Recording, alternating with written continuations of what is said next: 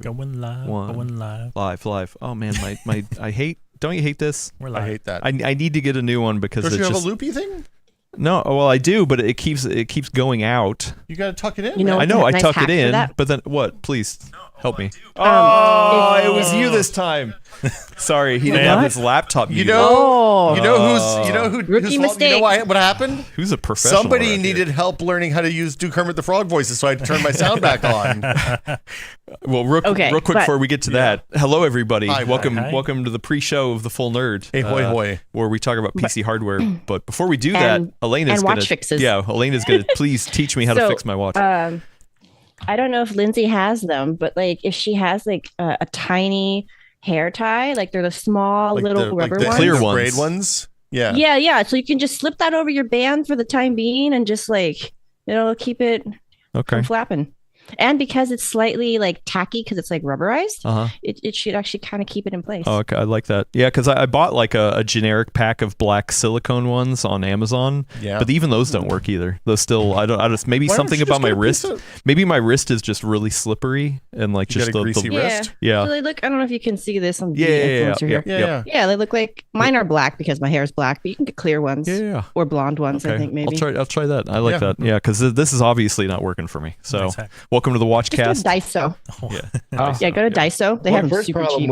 your first problem was not getting a faux gold-plated Casio. That is a watch right there. Elena, Like, man. thank you for your tip. Inside and out, baby. But Brad, Can you That's calculate right. on Brad that? wins. Is that a Don't get me calculator wrong. watch? Oh yeah, it's great. Sometimes when we're in the meeting talking and stuff, people are, chatting about numbers, and I'll just sit here and figure out percentages. be like, Crunching numbers. actually, Do you- actually. I just think about my fourth grade teacher when we were learning how to divide fractions, and she was like, "Look, it's not like you're gonna have a calculator with you all the time. You can't use a calculator in class because you're not gonna have a calculator with you all the time. And look, you've solved the problem. You're through the looking glass here. Yeah. This thing's sick. It actually has it can store small limited databases, so you can store numbers in here to read. It's amazing. Like Excel later and sheets? stuff. It's wonderful. I've been really conscious to try to use my smartphone less, and this has helped so much. That's actually really good. Yeah. Well, do you have a calculator on your fancy iWatch? Do you like it when there's people call it there's iWatches? Yeah, iWatch. Yeah. I call it a Smarch.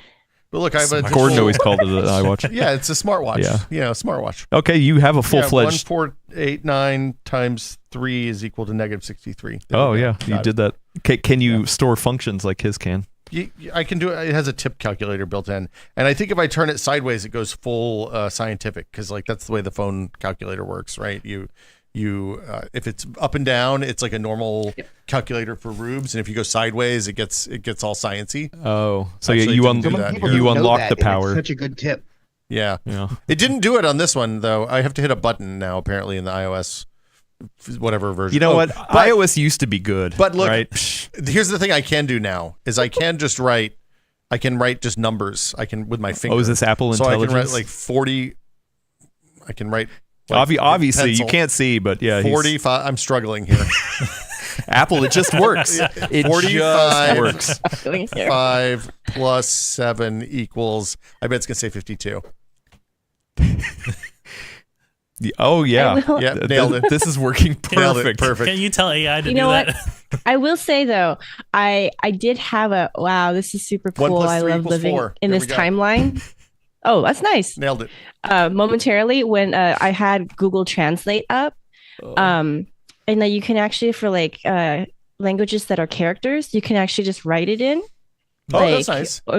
I was either Google Translate or like on the actual keyboard. So like instead of having to like peck out something in Japanese, I could just like try to write it in my horrible sub toddler handwriting. Yeah. But I think that's like I was like, okay, technology has all its problems, but this one tiny slice is pretty cool. AI. Look, it's what it's good for. Yeah.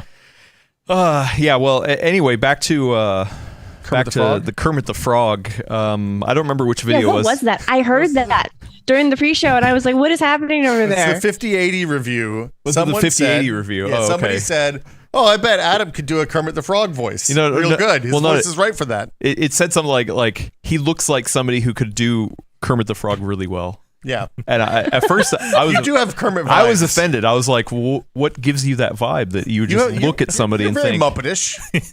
is that what it is? Yeah. Is it? Like, I'm not my gonna hands say it go just like 'cause this? he's Like my move your boss. arms, go like this. Yeah, see? You're Oh, no. Muppetish. Yeah, you got too much tension in the shoulders, so you got to really flap them around. But why Kermit? I mean, it could have been any other Muppet. There's Was there a literally Muppet? probably hundreds of Muppets. There are, but which Muppet would you rather be than Kermit? Is the there's only two sane Muppets, Kermit and Rolf. Freeze? Oh, What, are we there? no. Oh no, we're here. Oh, Elena, we can hear you. Yeah. Did we lose Elena? Oh, No, no, now no, she's she's gone. frozen. Look, now I can be like, hey, Elena. What's the deal, Elena? Joke, What's the deal? You scare her away with All your right. Kermit So, impression. and I promised the person I would try a Kermit impression, Yeah. and so we were watching a video on how to do a Kermit impression. It was from New York Vocal Coaching on YouTube. How to do a Kermit voice impression. Voice breakdown, episode 5, Muppet Series 4. Yeah, listen, no shade on this person, but I also don't feel like I actually learned anything. You got to raise your larynx, and you've got to hold your Soft tense in palate. your tongue and bring your soft palate back to bring brightness into your voice, Adam. Yeah, at some point he was talking about like the subtle larynx variations, and I was just like, I don't. Wow. I And you don't- I don't over know. articulate your Yeah. e's and oohs and ers. And so here we go. I don't I don't often go around trying to do a Kermit impression. So, hi ho, Kermit the Frog. That's pretty good. That's bad. That's not good. That was like a Disney's Tarzan in there. So there you go. You went from 2 to You were a solid like 7.5 or 8, and then What went is down to this like free show? yeah. So listen, the right answer, if I want to be anybody, Dorian in the chat says Elmo. Not a big Elmo fan. I mean, not against him. I Wow. hate Elmo. Whoa. Oh, hey. Elmo's oh, always oh. look. I like count the count. The count? Yeah. He's 3.5 though. How do you hate Elmo? He's a little kid. Well, no, I don't know. I'm not. Wow. I didn't say I hated Elmo. I can't just believe don't Adam like hates Elmo. This is the worst day of my life. The So- correct answer is animal. Animal is the best Muppet.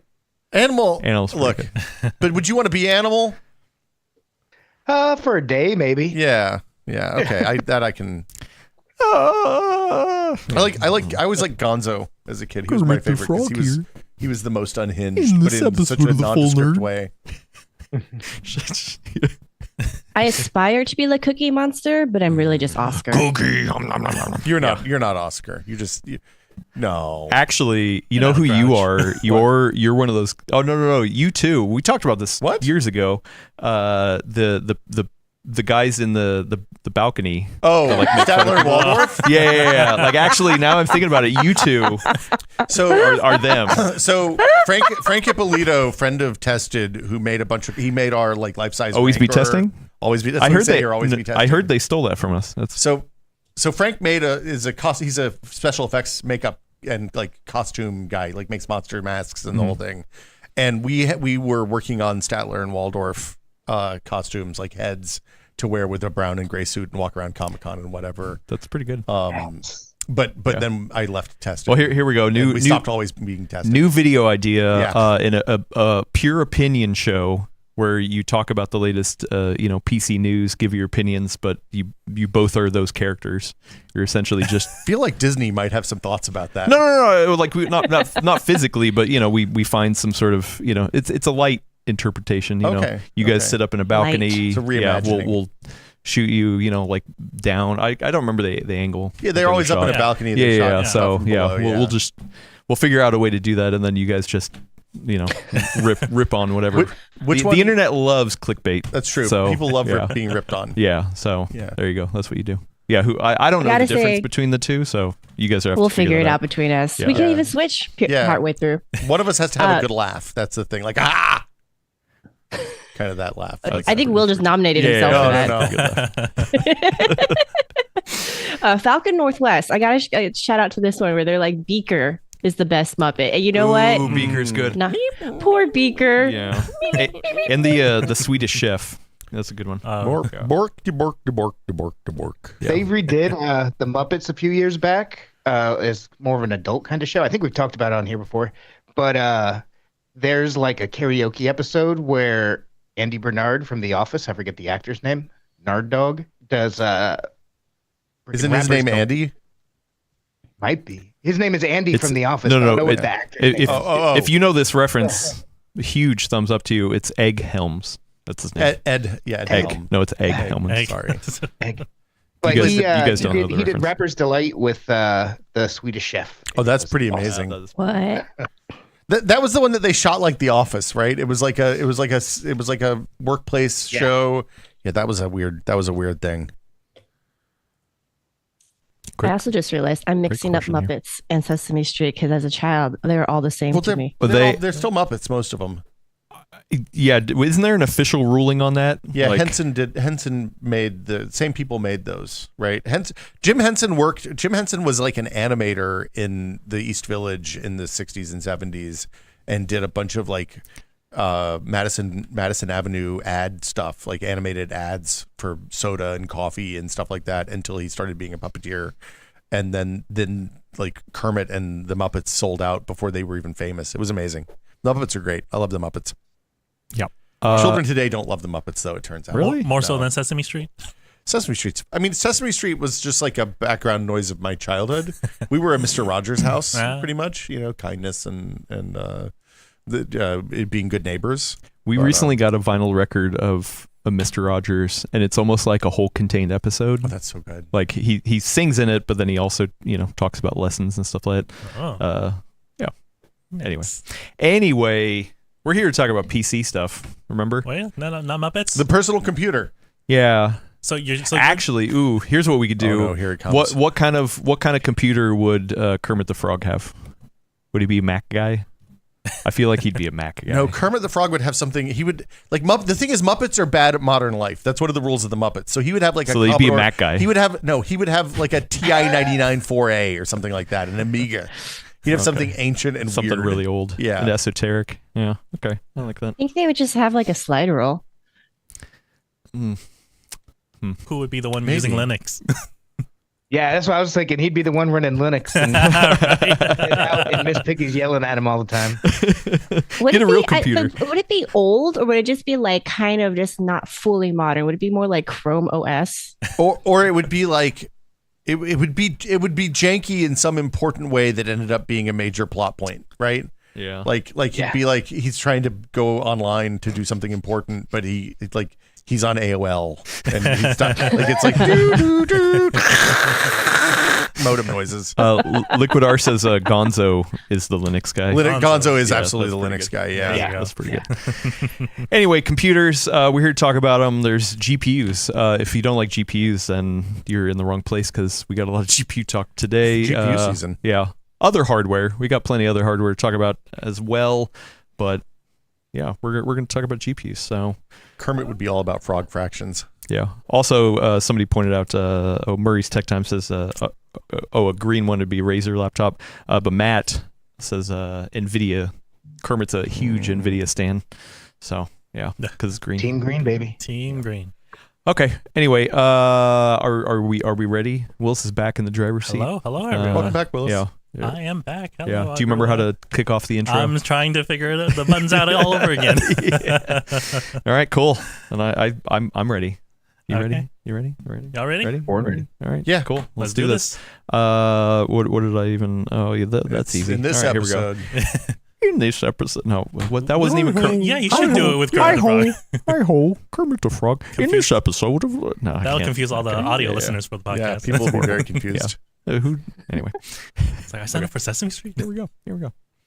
In this episode of the Full Nerd, RTX 5080 reviews and launch madness. Ah!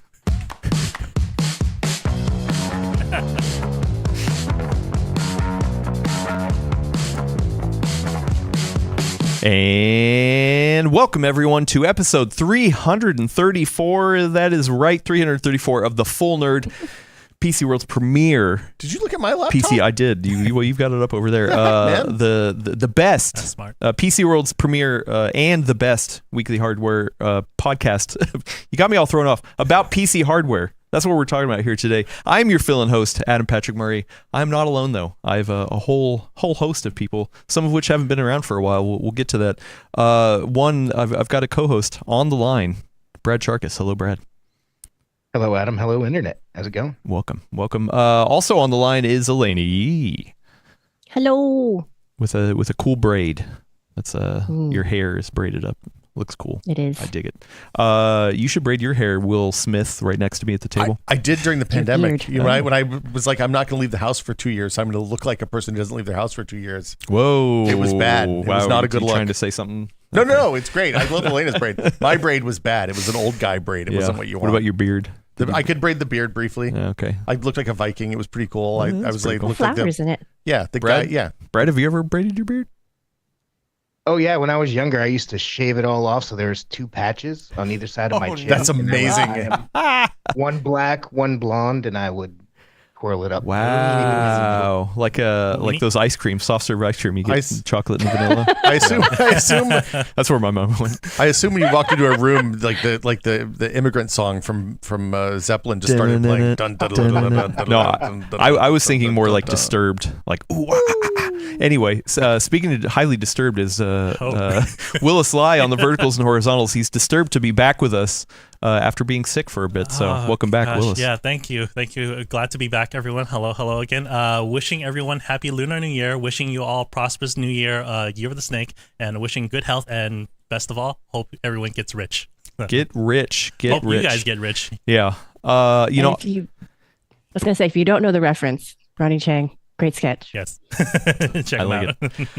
I like it. We're here to talk about hardware. We got a lot of news to get to, but before we do, here in the pre-show, I have to clear the air. There's some podcast beef. What? Out here? There's beef? Yeah, there's beef. Where's the beef? Yeah, somebody said something over on this little podcast about tech called Brad and Will Made a Tech Pod. Yeah, they're wow, kind of they sound horrible. Yeah, they were throwing shade. What did they say at people? At certain people, you know, they didn't name any names, but I think it's pretty rude. Wait, are you saying somebody heard podcast something beef. on a podcast and assumed it was about them? Yeah. I think this song is about you? No, it definitely. Oh, that sounds awkward. Yeah. Now I should have wrote this in the notes because I don't remember now. But there was beef. So this whole bit's not that funny. No, it was. I was trying to stall and be like, what was it about? But you definitely threw some shade at people who tested something a certain way or did something. And now I can't think. Was it you? No, it was you. You threw shade at something that I do, and I was just like, "That's it." This doesn't seem like something I would say. Yeah. You sure it wasn't Brad? People often get our voices mixed up. No, it was you. It's so traumatic he can't even remember. I know, I'm shocked. I'm so sorry, Adam. I think we need to start like a war between the podcasts. Look, which is weird because you're on both. So, Okay, Kendrick ended up with a Grammy this week after that Drake beef. So as long as I'm Kendrick, I'm good with this. Well, but you play on both teams, so I guess that's true.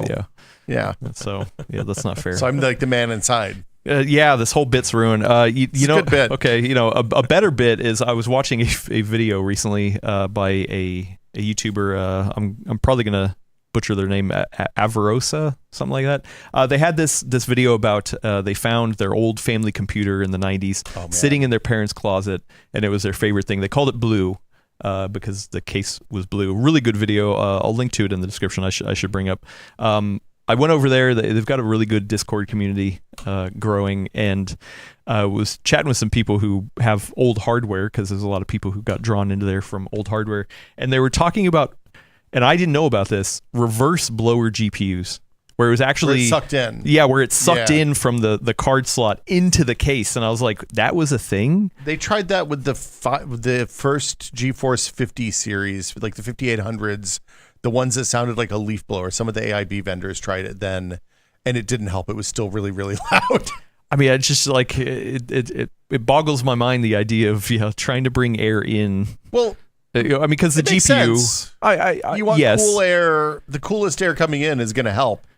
But nothing could. If the board needed that, there was nothing that could save it. Yeah. Well, I don't know. It was weird. I'd never seen that part of history. I don't think we've got one in our bin. Do you have any of those actual GPUs? No, I would have gotten rid of those a decade. That was also the same time that people would do fans mounted on the case door, which were always fun because you'd forget that they were there. You'd open the case, you rip it off, you'd yank the cables out of the motherboard.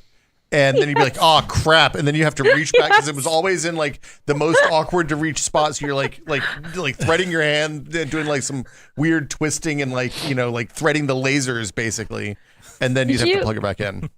Did you ever start leaving yourself notes? This is how I got into the habit of like past self would be like, hey, open this carefully. And like current me would be like, but why? And then I would like do it. I'm like, oh, right. Good looking out past me. Well, yeah, because the problem was the cables were never like, it was never like there was an extension that ran around to the edge where the door was. Oh, and then you just plug it. It was straight into the motherboard, and it was always like it was always the same like 5 inches that it would be for like Cable a normal case fan. What's that? Yeah, it was bad. It was a bad time for computers.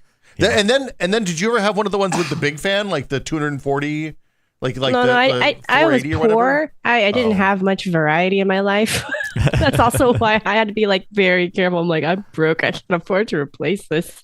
Well, we would get cases that they would do. It would be like a metal side, and it would. I feel like Antec was always guilty of this. And then they'd have some enormous, huge, like giant, probably a 480. I don't know. It was twice the size of a normal 12-centimeter fan, and it would just be hanging off the side there, like barely spinning, just kind of sucking a little bit of air in, just pushing it through, just so everything gets nice and gets a nice little dusting of fresh air. Yeah, that case we have down there has a side. A big boy? Yeah, side fan. Yeah. Fun stuff. Sorry, it's the YouTube channel is AERVOSA. Did they throw any beef at you too, or not so much? No, they've been very nice. Okay.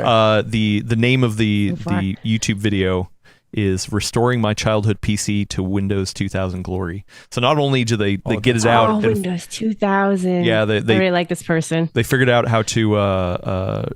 She figured out how to like get it working again, which actually wasn't that hard. And then she put the modern OS, or not modern, the modern for that hardware OS on there, which was Windows 2000. And then actually the next step was to upgrade. So she got for whatever that generation was, a little better CPU and a new in-box GT 8800, I think. Oh, that's what she. Like I was just like, oh man, like scored a new in-box. Yeah. Well, let me double check before I say which card it was, but no, and now it's not running. Like a Riva 128 or original GeForce would have been period appropriate, probably. For here it is. Well, this is the look at that big. She has that big. Oh, the 9800 GTX. The double onion fan blower. Well, that was an upgrade. So with the new CPU, So is it the GeForce 9800 GTX? Zalman. I can't remember who made that. Zalman. Zalman, a big circular cooler with fans copper on each side. Yeah, that was fun. Yeah. Definitely one of those videos that was fun to watch and makes me think like, oh man, I back in the day, it looked like it was some fun times. I missed out. I hate that we have to ban Skeet Sayer, but they've had a good run here. You saw that too? Windows 2000 actually sucked, and the hair on the back of my neck stood up. I was like, "You take that back." I know. I'm like getting out my dueling glove. I'm like, I'm ready. Dang! Wow. All right. No, that's not okay. Sounds like an episode for the. Yeah, for Statler and Waldorf. Yeah, there we go. Yeah. For you guys to be like, actually, Windows 2000. Yeah. Ready, Will? I'm ready. Yeah, let's go. There you go. All right, but before that, we should get to this podcast. We should finally get this episode going. Modern day? Yeah, modern day. Well, there's something else to be angry about. I guess the internet is all angry about. Always. The RTX 50. Oh, Googly, wow. googly. You unmuted. I did it again. I'm so sorry. Jeez. Man, are you professional? I usually am. Yeah, I'm shook because I started some unknown beef with you. Oh yeah, it probably wasn't even with you. It's probably just you thought it was about you. Yeah, probably Simon wrote a song about this. Exactly. We need a jar. For now I need to go back and watch or listen to the episode again because I think that's a great idea. You should download it again, yes, please. Re-download it. Re-download it a couple times. Yeah, a couple times just see what it was. Just to cover and your then bases. actually, I thought I would remember it in the sheet and I didn't. I put podcast beef, but I forgot to say what it is. Anyway, all right, the RTX 5080. Can I remember? I think it's the lighter one, right? Nope. Yes. I think it's the lighter one. So the RTX 5080 right here. We've got one in our lap. It's not in our lap. It's on the desk here. You can put it on your lap. Then nobody will be able to see it. We did some testing. We got a full length video over on the PCWorld channel of Will and I just sitting there chatting. We kept that one short. It was only 50 minutes. Yeah. I guess 10 minutes shorter than the 5091. Yeah, sure. That's a 20% improvement. Yeah, there you go. So seems pretty good. Like you could release a whole new generation of video based on that kind of improvement. Yeah, I like that. Yeah, we were kind of talking about beforehand, especially with Brad, because Brad has an awesome article over on the PCWorld website about the review, and just like, ooh, this one's a weird one. The 5090, I mean, sure, depending on how you look at it, it's like, okay, well, it's an X amount of performance improvement, but you're paying X amount more and you're having to use X amount more power. You know, if you're buying a $2,000 GPU, I don't care. You know, just go. Is it the fastest consumer GPU you can get out there regardless? Yes. Then cool. That's maybe if you're LeBron James, do you want to buy a 4090 or do you want to buy a 5090? LeBron's going to buy the 5090. What if he really likes 3 slots? I mean, yeah, well, actually true. Yeah. Good point. What if he's like, that one's smaller than the other one? I would say, hey, LeBron, why don't you just buy 2 5090s and then you get a 4 slot? There you go. So, Math. Yeah, math. It works. It's bigger slot, better. Hardware enthusiast math. Yeah. The 5080, I think we all kind of talked about, hey, the 5080 is going to be a little bit more attainable at $1,000, especially for gamers. A little bit more attainable. Yeah, where the operative bit there. Where the 5090 is like, okay, I mean, that's obvious. How much can we charge for this? Yes, it's blistering fast on gaming, but also, hey, guess what? It wasn't really made for gaming. If you look at it, like, did it need that kind of specs for gaming alone?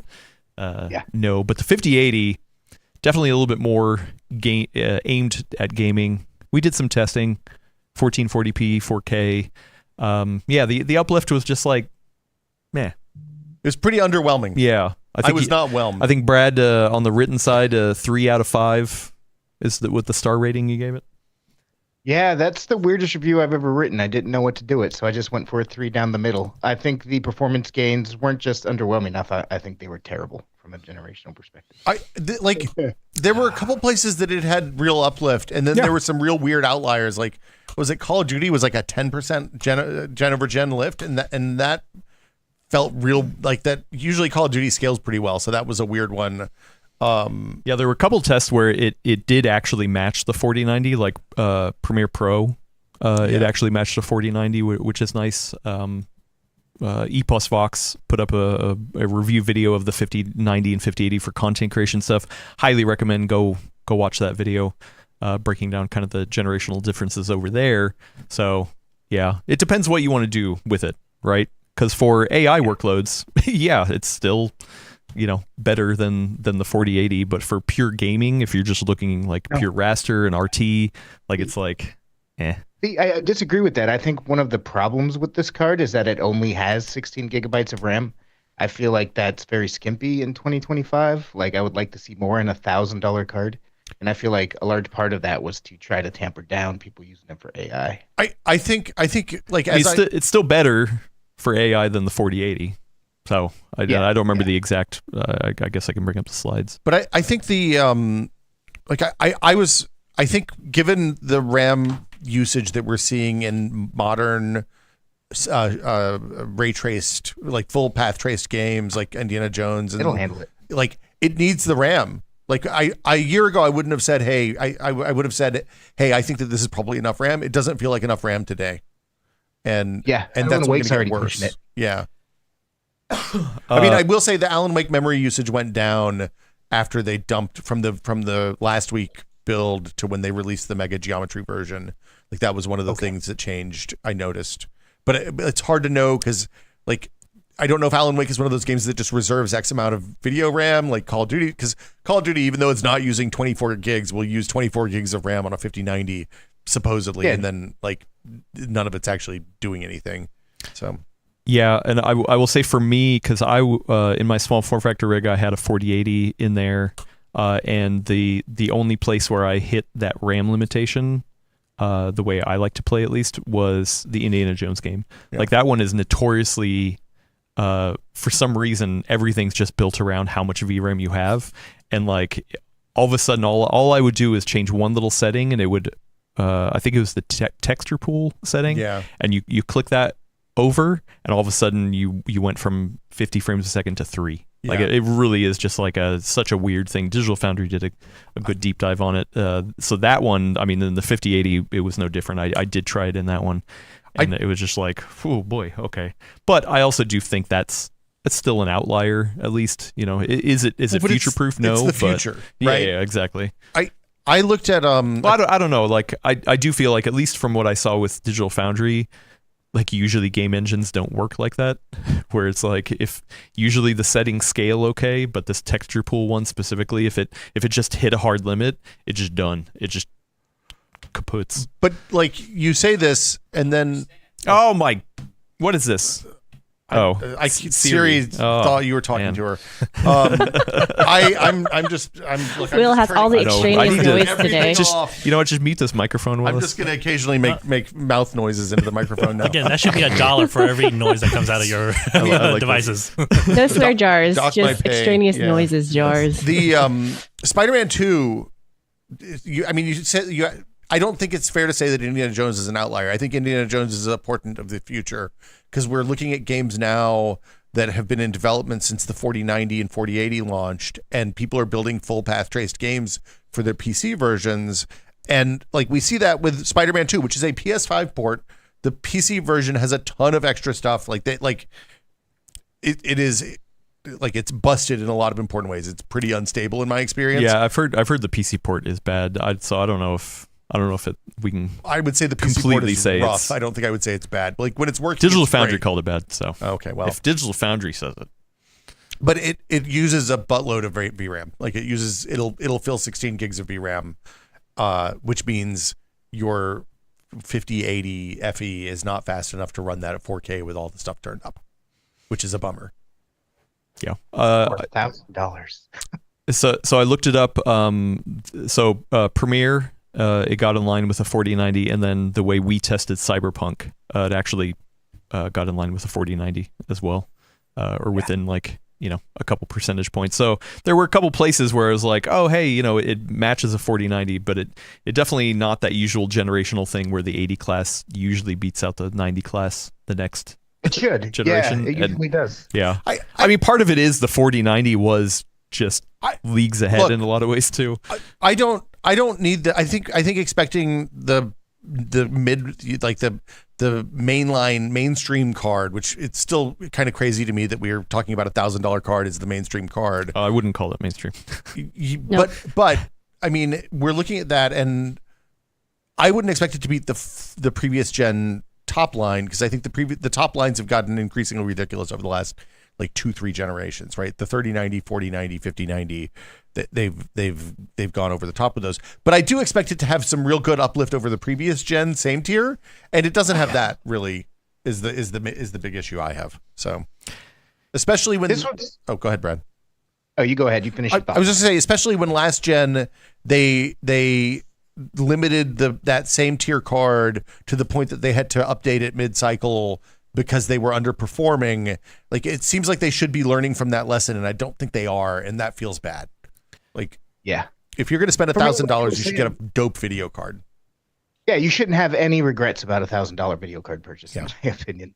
But this was the hardest, I think, thing to try to the hardest graphics card I've ever tested to try to come to a review score, a fair evaluation kind of a deal. Because it is such a terrible uplift over the past generation. It's 11% at 1440p faster than the 4080 Super, 15% on average at 4K. That's nothing. They really are betting it all on DLSS 4 and multi-frame generation, which in the games that at work, it's amazing. We spent like an hour talking about it last week. Go back and watch it if you didn't. But in the games where it works, DLSS 4 is amazing. It makes the game so snappy and smooth and awesomely paced. It does feel like magic. Yeah. But again, you get nothing really over the last gen. You get the 16 gigabytes of RAM. This is still the fastest card that you can buy for $1,000. Like this, if you have $1,000 to go buy a graphics card, this is definitely the card that you want. So it's like a very confusing and weird product to try to do. Tim over at Hardware Unboxed did a video called the RTX 5080 is really a 5070. And I think that's worth watching for a lot of nerds out there who don't mind digging deeper into the SKUs, because I feel like I largely agree with his findings there. I feel like Hardware Unboxed completely discounts the value of the Nvidia specific features like I do DLSS too. in a way that I find a little bit difficult. Not to start more podcast beef. There you go. Yeah, Will's just listen, now you're throwing coming down. on Let's our go. podcast and starting other podcast beef. Look at this. You know what I don't like? Yeah, in 2025, year of the podcast beef. Yeah. But I think it's clear there's going to be a 5080 Ti at some point. I mean, Like, there's going to be a process shrink at some point. They're going to move to a smaller TSMC process, and we'll, yeah. I that'll think be you're next gen. Yeah. I'm talking about just a straight this gen. There'll be a Ti at some point because there's plenty of room between the 5080 and the 5090 where they're at. Usually, the 5080 class would offer a bit more performance compared to the 90 class. It's different now because, like Will said, the 90 classes are going so ridiculous. But it just feels like NVIDIA was playing it very conservative with the hardware this generation and pretty much doing what I guessed a week or two ago in Full Nerd, where I'm saying they're giving it just enough raster to hit those 60 to 100 frames per second frame rates and then using that to power DLS4. Yeah. And doing as much as they can on that process node, because it wasn't a change for this one. So yeah. No. The other thing too, for me is that I think I said this. I haven't said it publicly. We said this in Slack, but like this feels like, I mean, aside from the 5090 to a certain degree, but looking now towards the future of the 5070 Ti and the 5070 and kind of just looking at it on paper at least and how it's going to play out, this feels like NVIDIA's Raptor Lake refresh moment where 14th gen came out and it was like, hey, do you remember that? This is pretty much just that, just, a little bit faster. And I remember at the time, Gordon, for me at least, hit the nail on the head of like, hey, 40 series has been on the shelf for a couple years. What's good for business? Oh, now we got a new thing on the shelf. It's 50 series. Is it that different? I don't know, but at least it's got the 5 on it instead of the 4. So to a certain degree, It's one bigger. Yeah, it's one Yeah. bigger. It's I almost said democracy. No, it's not democracy. It's capitalism. Yes, it's capitalism. Two cornerstones. yeah, same idea. So I agree with that, and I can see that similarity because, like the Raptor Lake refresh, it's like, hey, you get 10% more performance for 10% more power and 10% more dollars.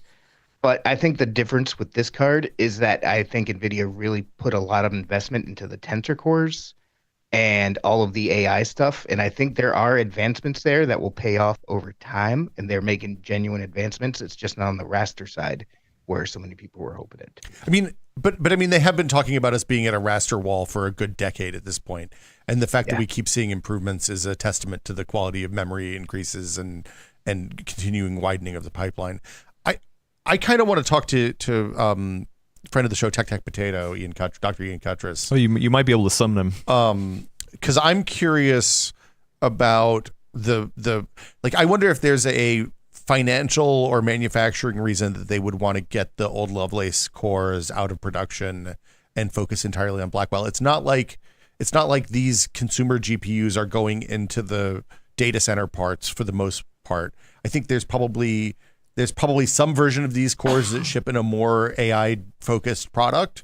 And I wonder if making consumer cards brings down the cost of manufacturing across the entire product line if they're all in the same generation. But it's not like this isn't like the old days where like they're binning consumer parts and taking the good ones, the ones that bin properly, and put them in quadros or whatever.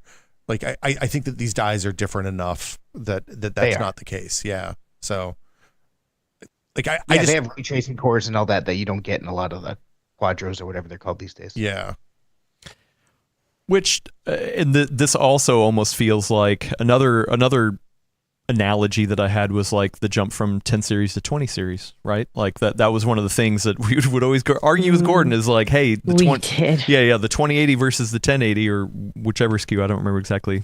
1080 Ti versus 2080. Yeah. Thank you. Was like, okay, well, the jump from that to that in pure raster was just like not that much, but you get the ray tracing stuff. And Gordon's argument was like, okay, well, go have fun, go buy your 1080 Ti kind of thing. where this one, for AI workloads for multi-frame generation, whether that can get backported or not, either way, it was, it's a staple that Nvidia is trying to push with this one. And like that same thing kind of applies of like, okay, sure. Well, at this point, would you want to buy a brand new 4080 Super at $1,000 or the 5080 at $1,000? Well, it doesn't matter because the 4080 Super is not on shelves anymore. But you know, This is actually, I think, a really good thing to bring up because to me, the 20 series and the 50 series have a lot in parallel. Like I was musing on a analysis piece about it actually. Like that was back when AMD was trying to do poor Volta and talking up all that smack, and it turned out Vega fell on its face. So Nvidia had a huge lead. They were just competing with themselves at this point. At that point, that's where we're also kind of seeing with Nvidia now. Like it has a huge lead, is competing with itself. It's still on the same process node. That was the same deal going from 10 series to 20 series as well. So there's only so much architectural stuff they could, yank out of it. Right now, they use that to beef up the tensor cores and really push multi-frame generation, get DLSS 4 going.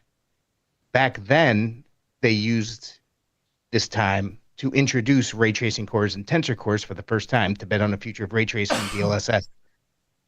And back then, the big argument that we used to have amongst each other is, would you rather have the 2080 for $800, $900, whatever it was, or would you rather have the 1080 Ti for $300 less, but it doesn't have ray tracing or DLSS?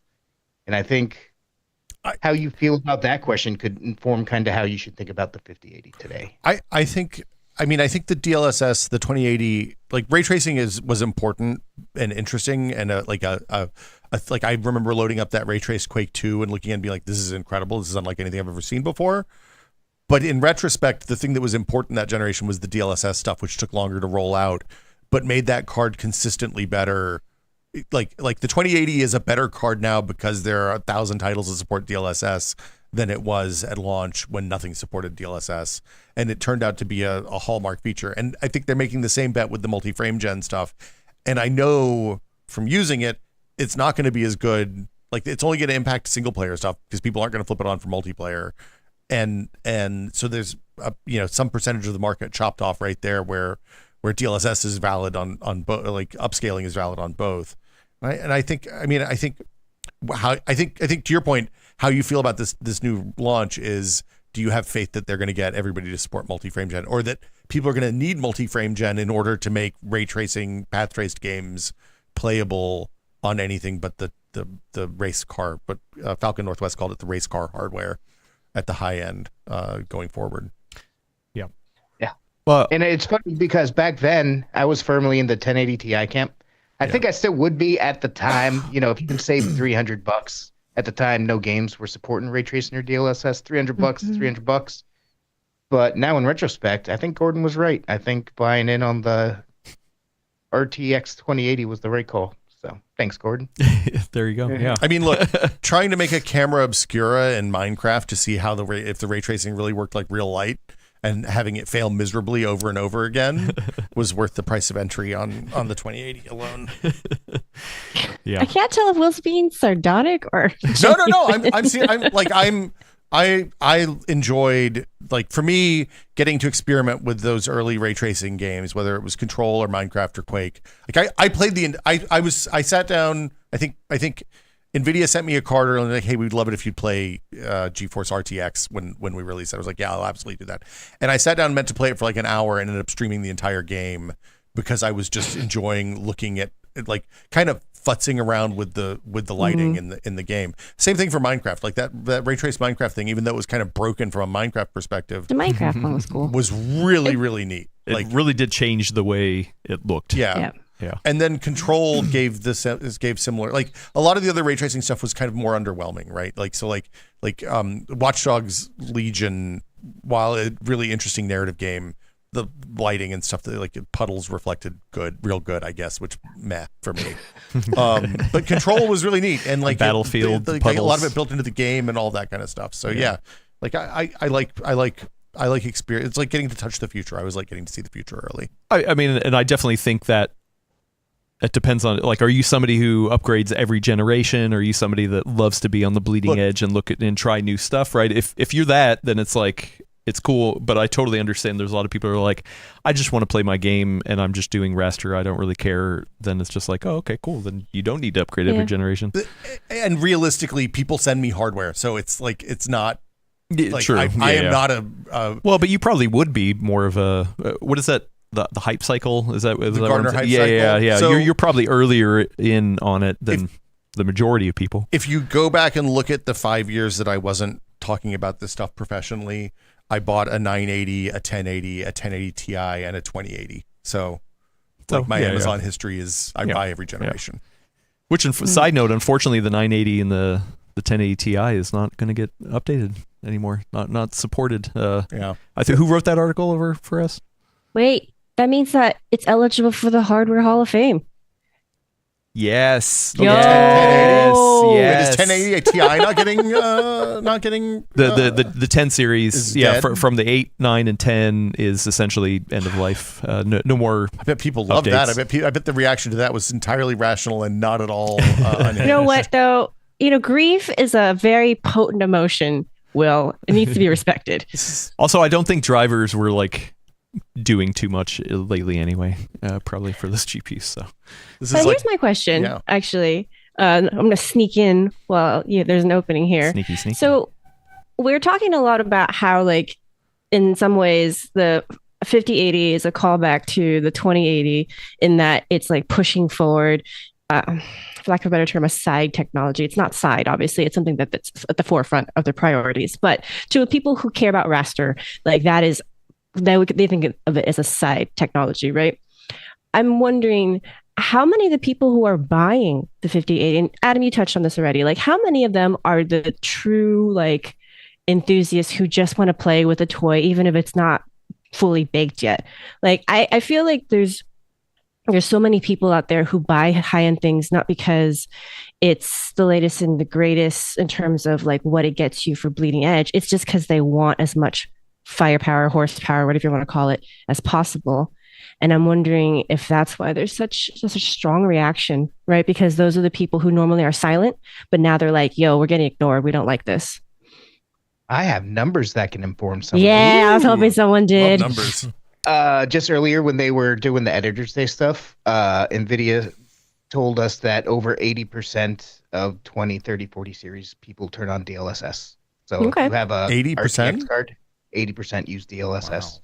They didn't disclose, like, is that what part of DLSS? Yeah, is that daily? But or is 80% of people who have a card have used DLSS. Is that an Nvidia app stat? Is the other thing? Is it because Nvidia app turns DLSS on by default if you hit the optimize my game settings for me button? Yeah, oh.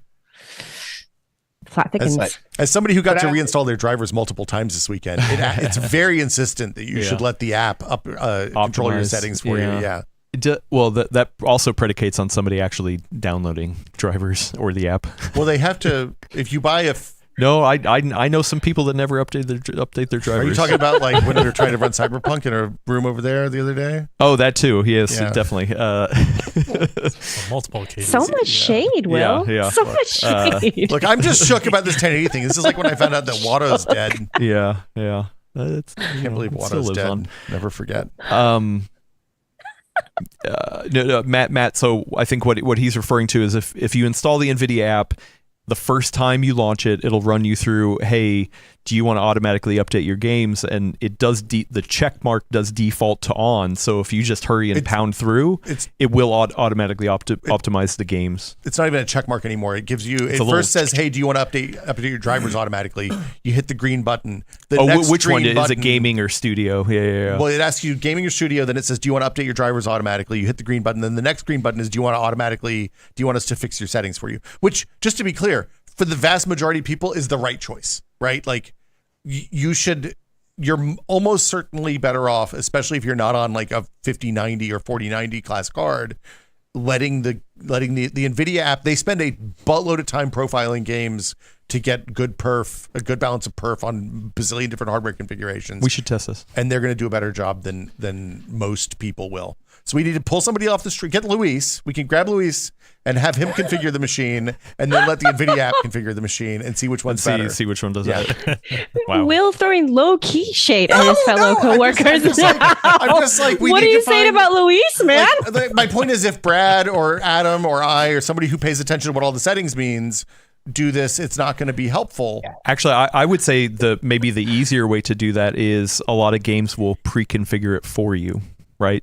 Well, that's what most people probably use. Yeah. So, like, I think that's different than Smooth 40. Do you let the game on launch pre-configure it for you, or do you let the Nvidia app optimize for you? So, good question. The other thing I will yes, poor say, Luis. having spent, I love Luis. Luis knows I love him. The other thing I'll say is the Nvidia drivers have been rough. The release drivers are pretty janky in my experience. Not for me. I'm seeing crashes in games like Call of Duty. I'm seeing weird, just general weirdness. I played a lot of Spider-Man this weekend, which has some other problems that may or may not be related to drivers. But I would describe these drivers as rough, anecdotally. Yeah. I mean nothing. It's been smooth sailing for my small form factor rig that is finely tuned by a capital P professional. Yeah, by somebody who knows what they're doing. Noted expert Adam Patrick Murray. Expert. Yes. We'll just get a little badge for him. Kermit the You can wear that Frog during the show. impersonator. I should not try to bump up my knowledge for this. Okay, yeah. Anyway, we have a question I want to get to from one Falcon Northwest has a question. So what's the percentage speed increase for a CPU or a GPU that makes reviewers happy? Because that's what we know. All that companies care about is making reviewers happy. 15% seems to make for a good CPU gen, but disappointing for a GPU gen. Brett, I'm going to start with you. Yeah. I want to. This is a scary question. What's your percentage? I would like to see usually at least 20. 30 makes me feel really good. Like the 30 series was like 50 or 60, but that's because it went from TSMC 28 to like TSMC. It went from Samsung to TSMC. But to me, if it's 20-ish, that's like, it's better. But 30 would be great. I agree. CPUs are further along the Moore's Law development cycle. You expect less out of them. CPUs are also on a faster refresh cycle too. So yeah, GPUs tend to be at least 2 years and CPUs are 12 to 18 months, it seems like. Okay. Interesting. Yeah. Well, what are your numbers for CPU and GPU? This is like when you go into a job interview and like, hey, what's your salary range? Yeah. I'm not telling you that. Also, or the better question of what are your how do they say it? What are your downsides or like what? I'm just too optimistic. Adam. Yeah, exactly. Tell me what sucks about you. Yeah. I just love working so much. I work too hard. I just can't stop. Yeah. I'm an overworker. All right. You're not willing to commit anything? Well, okay. How about this? So you feel like the difference between the disparity of percentage increases between CPU and GPU is in relation to how often they come out? I feel like that has an impact for sure. Mm-hmm. But I also feel, I mean, for me, GPUs, if I was not in a position where I could deduct the money that I spend on computer stuff from my taxes, I would have a different relationship with purchasing stuff, right? So, guess what? A lot of people do. You buy this stuff for work. I think that's the problem. Is that it's true. There's so much focus on gaming that it's just like, oh, the gaming numbers suck. Nobody should buy this. And it's like, well, hey, don't forget, there's a lot of people who buy hardware for things that aren't just gaming, or gaming is part of it. But yeah, so that's a whole side thing. But. Agreed. I think. Look, I want some appreciable quality of life. I want something I can feel, right? That's what I'm looking for. And it's why if I'm doing CPU, I've never done CPU reviews really. I've helped out with benchmarks and stuff on CPU reviews, but I'm rarely in the room where the decision happens. And I feel like those 10% boosts that everybody gets excited about in the CPU world are a little soft, frankly, right? Like I want to feel something I want the hardware to make me feel something. That's what I'm looking for. Will's just dead inside. I love the idea of hardware like to feel again. he has this 5080 and he's saying just like make I'm me the one feel throwing something. shade, Elena. Make me feel something. You started it, God, Will. make true. me feel something. It's the angry cast. I also think the other thing too is that I feel like how people usually go through at least a couple generations of GPUs on the same CPU, right? Yeah. So you're buying a CPU, you're buying the platform, the motherboard, all that kind of stuff, and usually, or is it fair to say? Actually, that's a good question. Maybe let's figure out a way to put it to a poll, because I would like to hear: are people like? There's no way people are upgrading CPUs more than their GPUs, right? In my brain, CPUs are like every 5 years because a CPU upgrade necessitates a clean Windows install, and that's a pain in the ass that I don't want to go through on an annual or semi-annual basis. Yeah. But a GPU You don't want to can rip out my upgrade. motherboard and power supply. Yeah, I don't want to rip out my motherboard and power supply either. yeah, exactly. So Well, how do we put this as a poll? What's the right phrasing? How often you upgrade your GPU? Well, no, but it's in the relation to CPU. Oh. Like how many? Or how about this? How many GPU generations are you getting out of your CPU? Right? Because if it's 1-to-1, then it's like, oh, okay, every time you build a new system, it's a brand new CPU and a brand new GPU. Or if it's So what are our options? yeah. So I would say two, one, multiple? 2, which means hey, on one CPU you're getting 2 GPUs out of it. Or I think it's 3, it's one CPU 4. / 2 GPUs, one CPU / 1 GPU. Yeah. Or Well, I think it's just one. So it's like how many GPU cycles are you getting out of one CPU? yeah. So the options are 1, 2, 3, 4. So yeah. The thing that I mean, 4 is pretty high. I can't imagine somebody's like upgrading 4, but who knows? So it's Maybe. how many I've done in the generations? past, I used to upgrade Yeah. generationally. Do that. Yeah. my So graphics 1, 2, card. 3, 4. Yeah. Yeah, my 9900K So probably had. how many GPUs do you get out of a CPU cycle? For lack of a better- Less so than the like rastered underwhelming improvements. That matters. But a conversation we had back when the 20 series come out, this is flooding me with memories, this conversation. the memories. The thing I said at the time, and I think it applies here, like I am actually, back then I was a believer in DLSS. Now, especially that I've played it and it's coming to 75 games, I'm a big believer in DLSS 4. I think it's wonderfully magical for single player games. I just wish NVIDIA was able to get it to that 20+% rasterization improvement so that nobody could nitpick this card. If it had gotten to 25% uplift in performance, people would be like, oh, this is a good card. I'm going to go buy it. Holy crap, DLSS 4 just knocked my socks off. But now it's like, do I want to get that just for DLSS 4? Like, Well, it feels like they I left don't an know. opening by having it so skimpy. I don't know, Brad. I feel like it's a slight downplay to say that it's like just the small thing, because I think there are a non-zero, by non-zero, I mean like a sizable portion of people who are multiplayer only gamers. Like they're not really playing single player games. So all the stuff that we've been talking up on the show with regards to all the DLSS 4 stuff, the multi-frame generation, all that, like is not applicable at all. So they have to basically look at it purely from the raster perspective. So for them, like Very good. it's very underwhelming, right? To see that, you know, I have friends who were waiting for the 50 series to come out and they're like, well, like, all right, I don't really like my options still. Yeah. I That's think, I mean, I definitely have a couple friends who went and bought 49, had been sitting on 4090s that they bought in November, hoping that they could get a 5090 before the January 31st return window hit. and they just kept the 4090s. the old Elena trick. Yeah. You know what? It's a good hedge. Yeah. All right. Thank you for the poll once again. It's, hey, if you build a system, meaning a new CPU with the motherboard platform kind of thing, how many times are you updating your GPU in that system before you then go and just build a whole new system? I mean, yeah. I think the other thing I would have loved to have seen for pre-release testing was more DLSS 4 games. I think we had 4 or 5 games and a 3D mark that were available to test. Which is better than the launch of RTX. Well, So yeah, because that was Quake 2 RTX. no, that wasn't even that. That came later. It was literally just Battlefield 5, right? No, They it's got not. mad at me Like- at that thing because they were announcing the RTX series and we were at the Editors Day in Germany and I raised my hand. I'm like, this is all good. When's the actual first game we can play with it? Is it going to be on launch day? And they said, no, Battlefield 5 in about a month. Yeah, it wasn't even on launch day. Yeah. Oh, wow. Yeah, it was Yeah. Battlefield 5. Yeah, because I remember Gordon was like, we did a live stream. Gordon somehow got a 20 series card, and he's like, "Oh, Battlefield 5's out. We should stream it." And then we were just like, the whole stream was like, "Is that it? Is it working?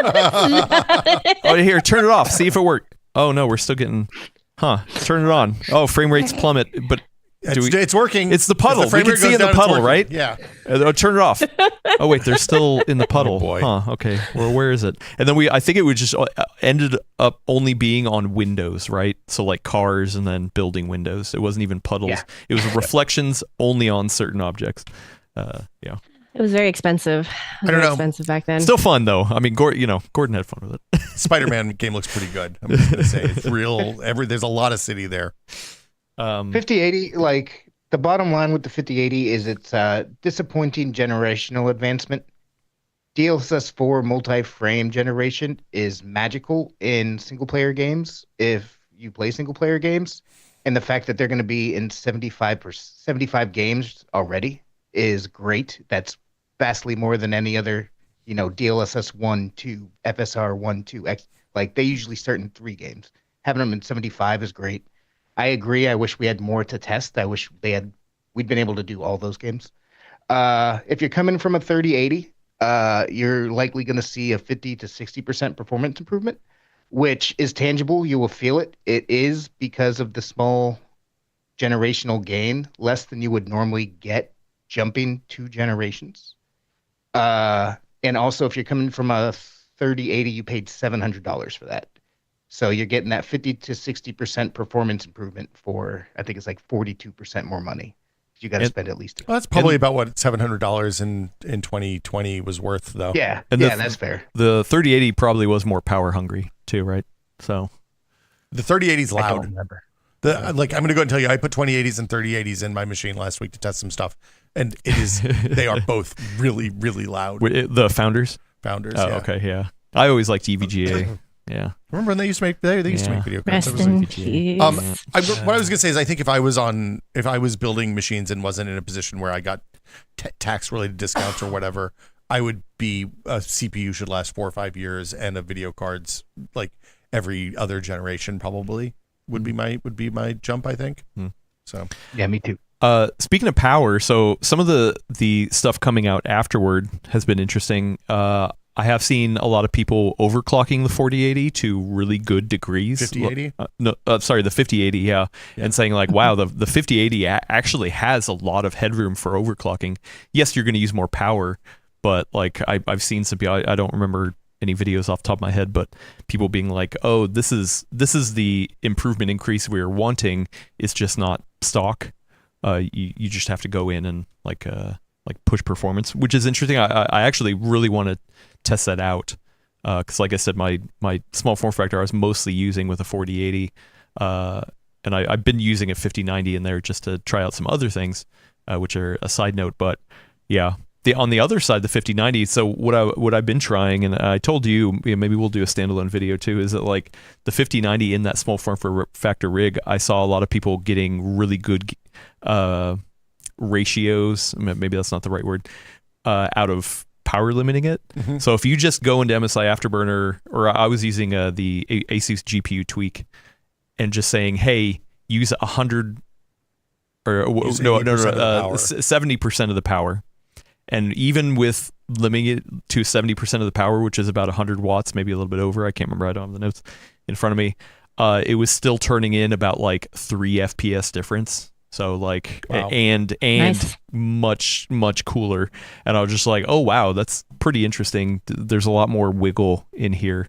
Not saying that you should buy a 5080 just to overclock it, but it seems, and you're probably not buying a 5090 just to power limit it either, unless you're a weirdo like me.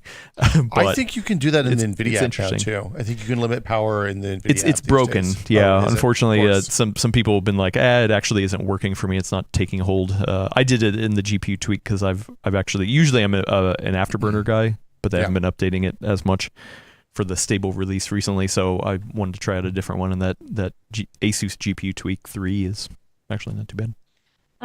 Question for you, Adam. Have you seen how much gain you get from like opening up the pipeline for power? So for overclocking, For is it like a 5080?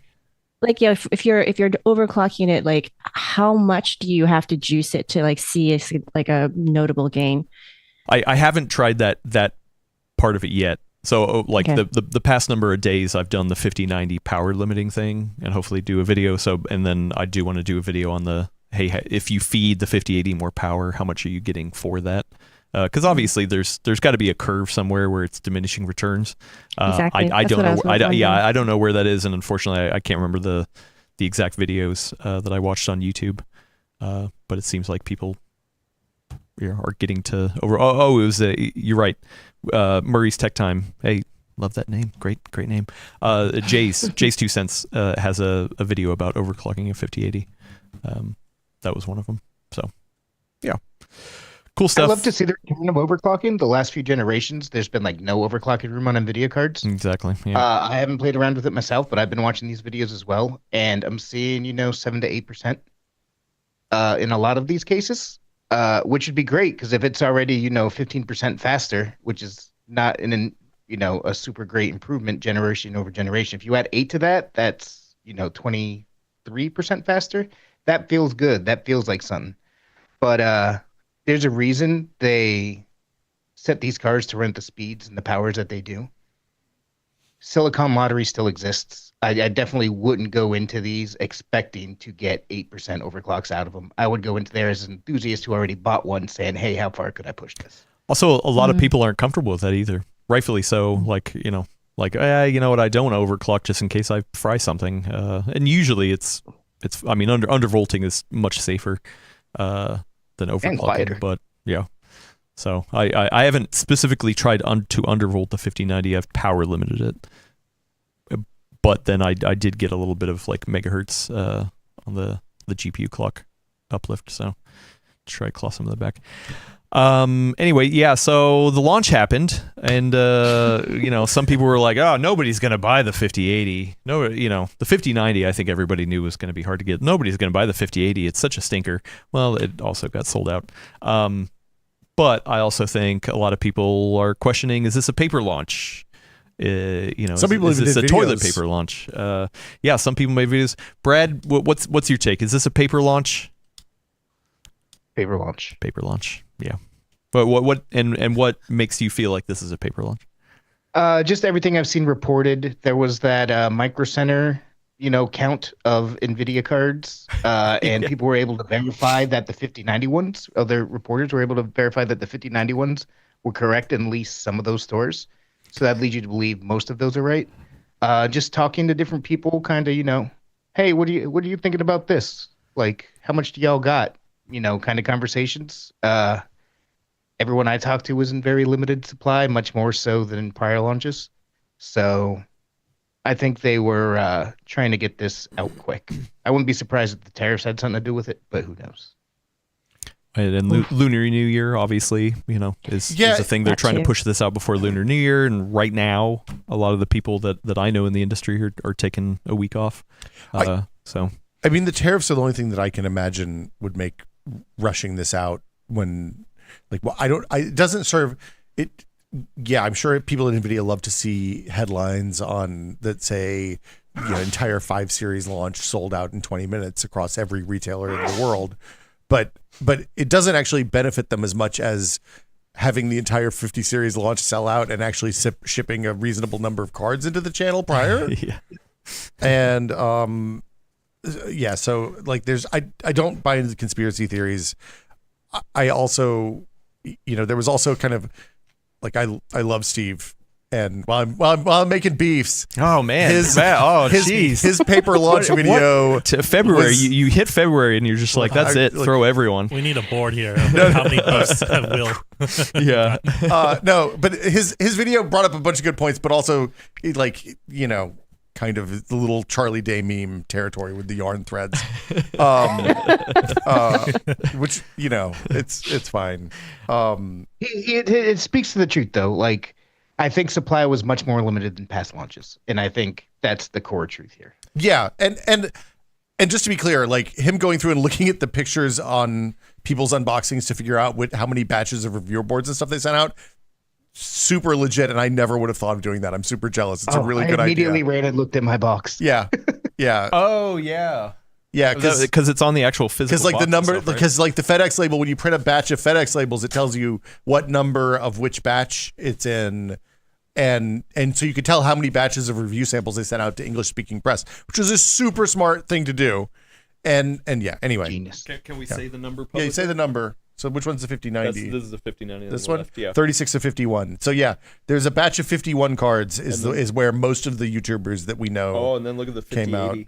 69 of 196. Nice, Brad. Nice, Adam. Yeah. Very nice. We're children here. What, do you expect that out of me or something? What's going Look, on you were here? smiling. You smiled and nodded. I saw what was going on.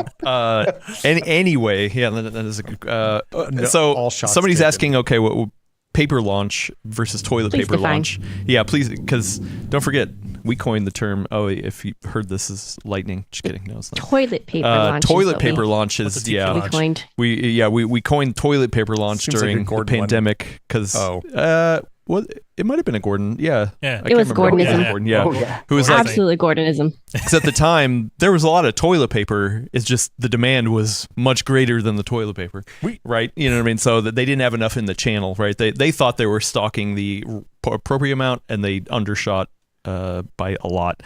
Where paper launch is more like, hey, they just barely put any out there. No, they didn't even think it was the right amount. They just put out a little bit, and of course the demand is overblown. So yeah, I think for me, the 5090 is probably always going to be sought after way more than what you can get. There's going to be bots going after the 9 series cards. For a long time. I think the 5080 is going to be more telling over time. How quickly does that come back in stock and stay in stock? Especially if it's got all this negativity around it. I mean, I think no matter what, the 5080 was going to sell out, even though there was obviously less than the 5090. I mean, it's a brand new generation. Like the people who are going to buy it are going to buy it. So I think my indication is going to be like, okay, well, how quickly is it going to come back? The weird thing about the toilet paper thing is actually that we just have a fixed amount of toilet paper that we can manufacture. Yeah. And when right. there was a run on it, it emptied out the supply. So they couldn't those factories are like the kind of factories that run with like 2 people in them 24 hours a day.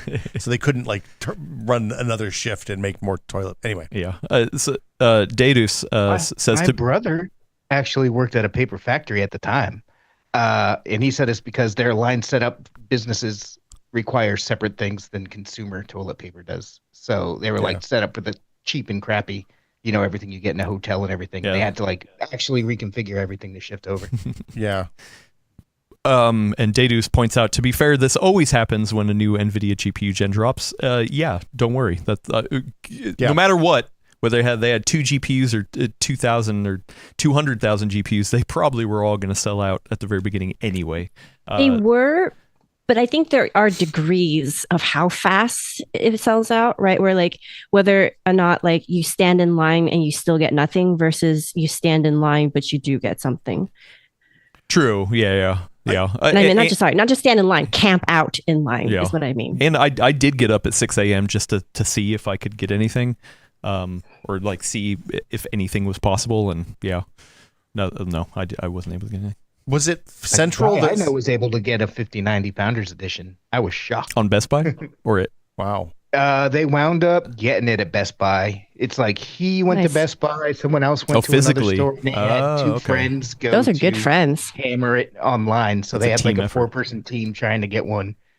That is a squad right there. Those are your Yeah. homies. And yes, it was Central. It was Central that just had a thing on their site that said, If you go up to the we top, don't have them. it's that one. Oh, yeah. Yeah. It was like, Just hey, please stop contacting us. We don't have it. I think the 5080s were going to be in bundles, which they kind of do that. But the 5090, they're like, it's not even going to be in bundles. We just have nothing, and we have nothing to tell you. Yeah, at this point. So. We will not have any RTX 5090 GPUs available for sale in systems or standalone on launch day. ETA is not yet clear, but we are expecting we will have some mid to late February.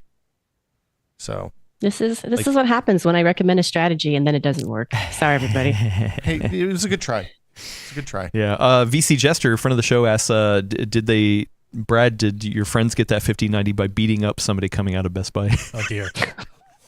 That's the I don't Boston ask way. questions. Yeah. That's how they do it in Yeah, Boston. it They're is like, the Boston area. hey, nice 5090. Would you rather keep that or your kneecaps? Yeah. Yeah. It's Be a shame if your something pick. happened to it. Yeah. Lindsay calls it a structured choice with her preschoolers. Yeah.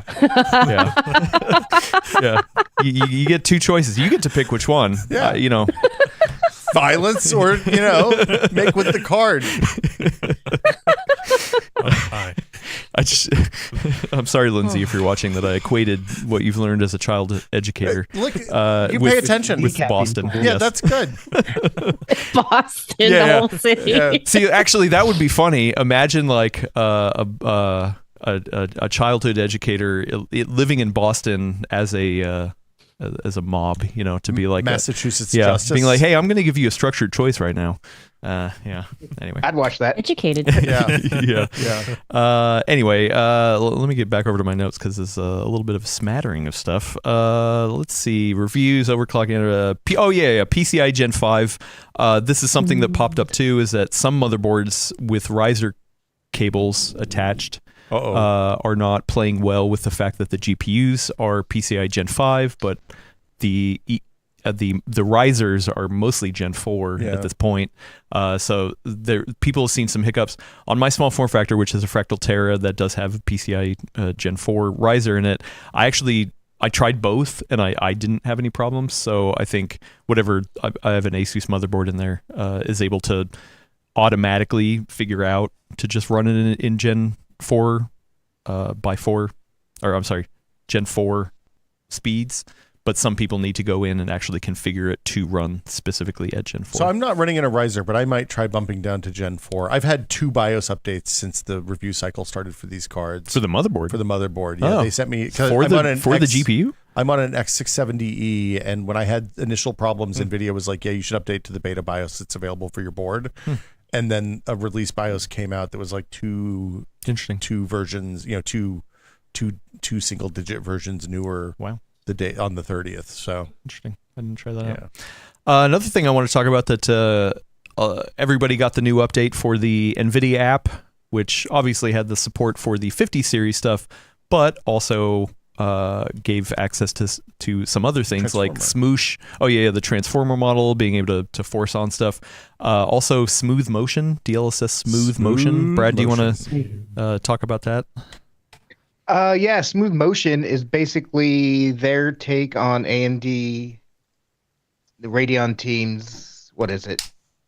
Fluid motion frames? AFMF. Yeah, so the one where it's in certain frames in between, but at a driver level between rendered frames.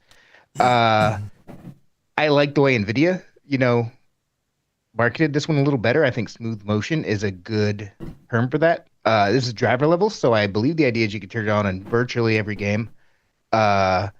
People are playing around with it. I haven't had a chance yet, but the same thing that we talk about, all these technologies, you want to make sure you have a high base frame rate before you turn something like this on. If you have a game that's running 20 frames per second, this will make it look like it gets up to 40, but it'll still feel like 20 and feel like butt.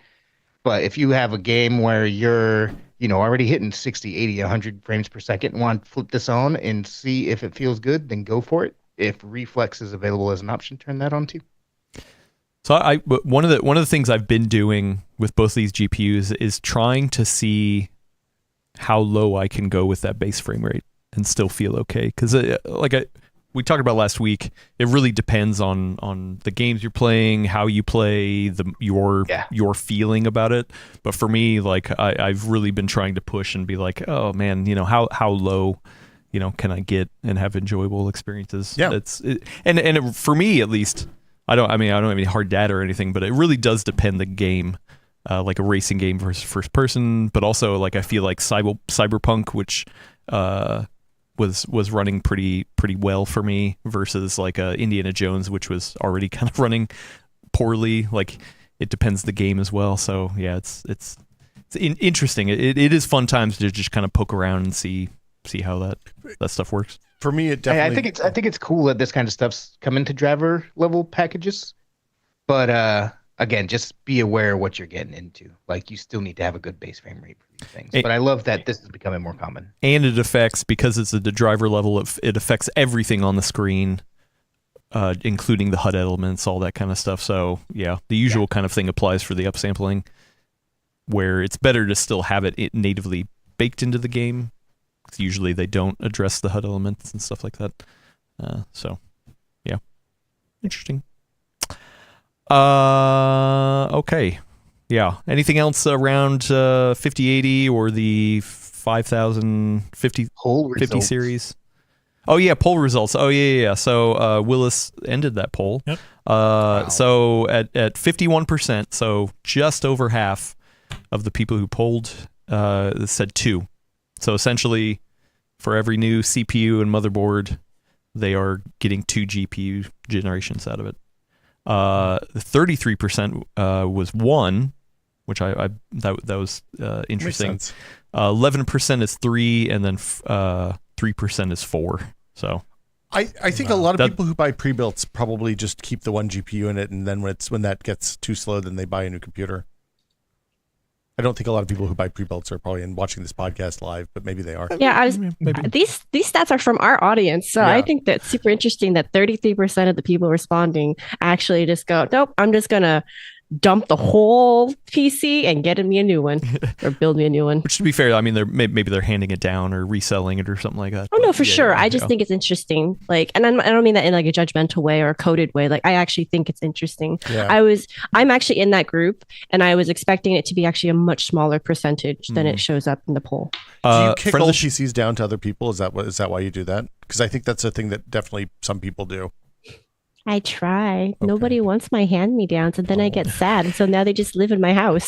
Then there's just a shelf of all the old ones just being like, Yeah. we miss you, There's a word Elena." for that. I know. I We know. miss Stop. you. It makes it even harder to get rid of them.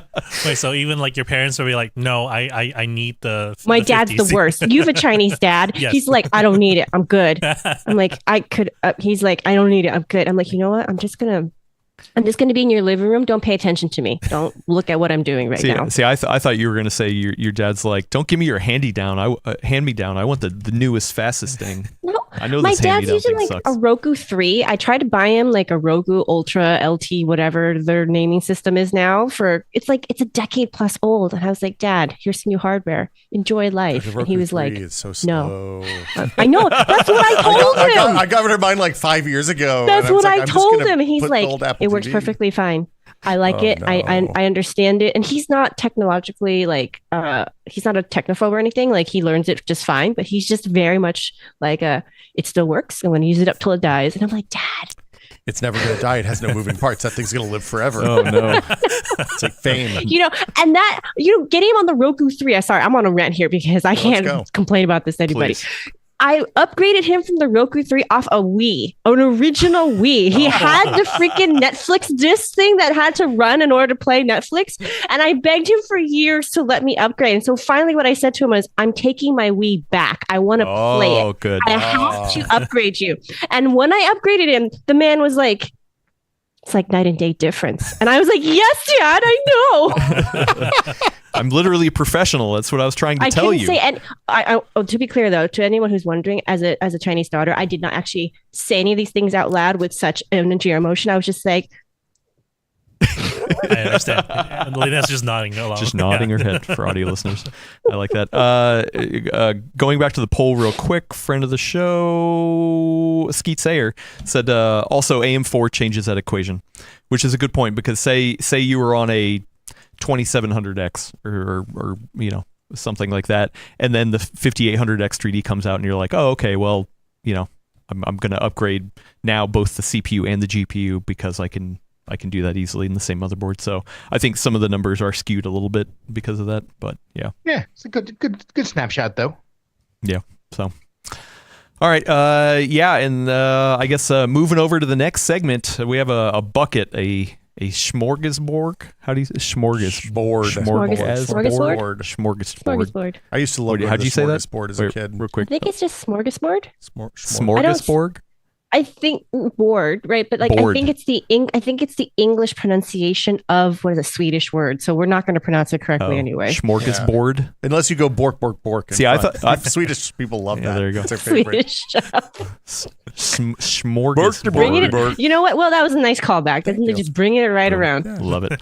Love it. So we got some hardware coming down. I can see it.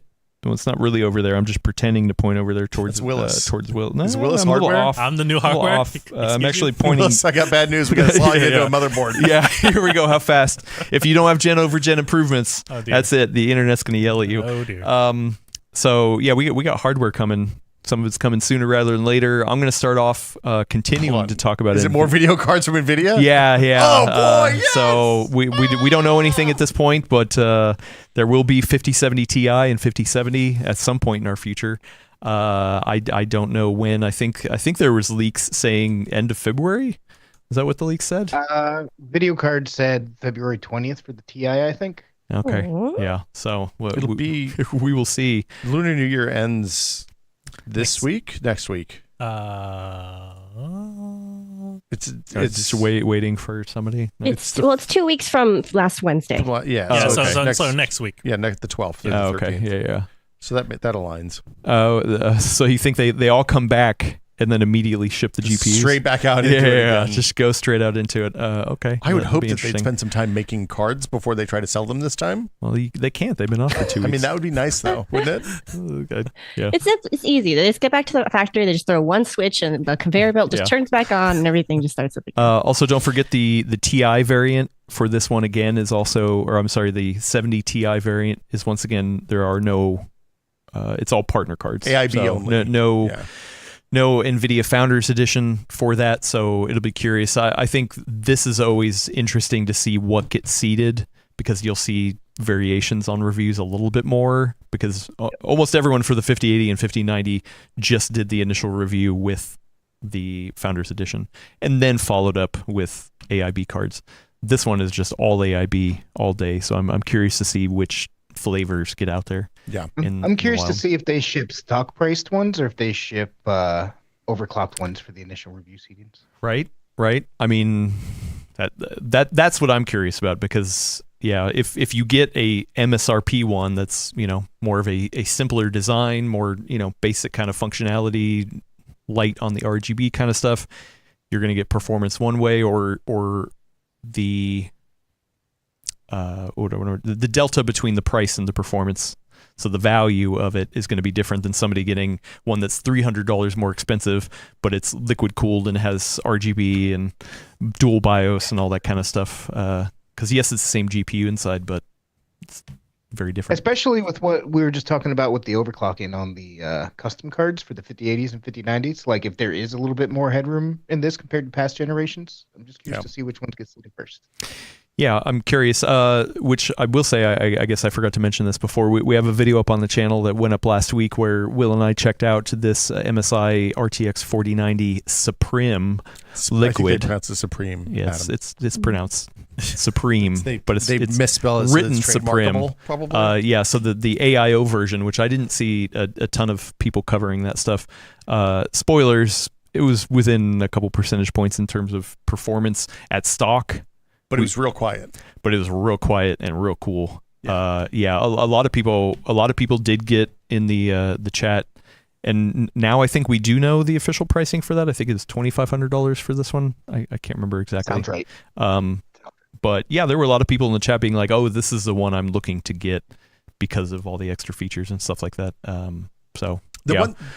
People were saying supposedly if you want to try to push the thermals and the noise a little bit more, you can actually get a little slight overclock over this. The only thing that bummed me out about this one is it's a blower design. There's the one fan on the board that exhausts out the back. It's a little bit of a bummer that the fan on the board is the loudest of the fans on the thing. The fans attached to the radiator are all pretty slow and very quiet. The fan on the board, by necessity, is a little bit louder because of the right angle blow through design. And you can't mess with it. You can't change it. You can't really change it. Well, I it. mean, you probably could, but... Well, and we didn't get into like Afterburner and try to adjust fan speeds to see what happens. Because these fans on the radiator are all tied into the board, the board was controlling the fan speed on all four fans. My assumption is that you could probably unplug the fans on the radiator. There's just a normal 4-pin dealie there that you could unplug and then plug them into your motherboard and then control them manually with something like fan control or something like that. But we didn't try it to see what would happen and see if the video card would complain or whatever. Yeah, They might have glued it. It looks. Does it have the clips? There's a little clip or something. Clippies. Yeah, Okay. I'm not Anyway. fat fingering it. It's still a pretty big design. It's still like 2.5 slots. So yeah, so I actually did look it up. I looked at the measurement and what that equates to, and it's 2.7. yeah, and it's got a little. Yeah. It's like the top is cambered, so it's narrower at the end that doesn't go into the slots and thicker at the other end. Also, when we put it on the test bench just for fun, we had the AIO part of it just like sitting on the table like this, which was funny. Not only that, we had the tubes up. Did people and boy, like that? oh, people Wait, loved they it. didn't like tubes up? Yeah, people loved it in the chat when you put the tubes up. Tubes up is what you're supposed to do. Wow. Because then all the air bubbles No. get up here. So really, this is There- because you want Will, the did air you to miss- go up here. My you miss the AIO whole- instructions explicitly said tubes up. But Steve says Oh, tubes man. down. Come on, what are you doing? Go subscribe not over on remember Gamers that? Nexus. Go. Yeah. I should. No, I wasn't. There was a whole period during the pandemic where that was huge. Yeah. Huge. Are you professional? I was during the pandemic. I had a lot of stuff going on. Okay, Caring for a small child. caring maybe. for hair. I had hair growth Oil stuff in your to hair. deal with. You know what? I have had a lot. I've noticed just anecdotally, there's a lot fewer times where people of short hair, generally short hair persuasion, do not complain as much when people of long hair persuasion take longer to get ready in the shower No. now. No. They understand finally. My shampoo Pain budget in the exploded. butt. Yes. Yeah, I was using so much conditioner. Ridiculous. Yes. I have a friend who specifically texted his sister. He's like, I'm so sorry. I gave you such grief during our childhood. Yeah. For Where's all the taking so shampoo? long. Yeah, too much shampoo. Speaking of too much shampoo, maybe Radeon team is washing their hair. I don't know. That's Wow. stupid. Yeah, 90-70 rumors. At least I'm just starting beef with other More. podcasts Oh, and YouTube wait, channels. before we get Oh, that far, I got a couple more to talk. No, please, Okay. please. NVIDIA. NVIDIA, the 5070 Ti, Uh-huh. based off some analysis we did after everything was announced at CES, based off their shared accounts and other stuff, we've so far bang on guessed the raster improvements for the 5090 and the 5080. If that still holds true going down the line, the 5070 Ti will probably be the standout of these cards. It's a very good chance it'll hit 20+% faster because it has more cores than the 4070 Ti. Sometime next month, there's also going to be the 5070 launch. No details on either of those launches officially from NVIDIA. And we're already starting to see rumors saying that the 5060 will be coming out in March. The rumors say 5060 Ti will have 8 and 16 gigabyte options, whereas the 5060 will have 8. So we'll see if that proves true, because if so, I'm sure that'll be contentious. And don't forget the 5070 Ti has a $50 decrease in price compared to the 4070 Ti Super. Good. So I mean, yeah. It makes sense that they give the AIB partners the one that's the sweet spot for like the fat part of the sales curve, and Yeah. Yeah. But I mean, as we all know, it's the 60 series that is the mainstream seller. So I am very curious to see how that pans out. It's totally going to come down to the VRAM capacity. I think if they release an 8 gigabyte one, that's not going to go over very well. leaves the door open for Intel and AMD. Yeah, right. Well, yeah, because the 5070 jumped up to 12 GDR7, 192-bit bus. Yeah. Is there any rumors on what the 5060 is going to be for VRAM? No, not yet. Man, I could see it being 8. I could see them doing that again. Yeah, that's what the rumors right now are only around VRAM capacity. 8 and 16 for the Ti, 8 for the 60, according to current rumors. I mean, everything they've done with this generation so far has been underwhelming on the memory capacity, so it wouldn't surprise me if that trend continues. Yeah. I mean, they're not able to change that now for what's coming in several months, presumably.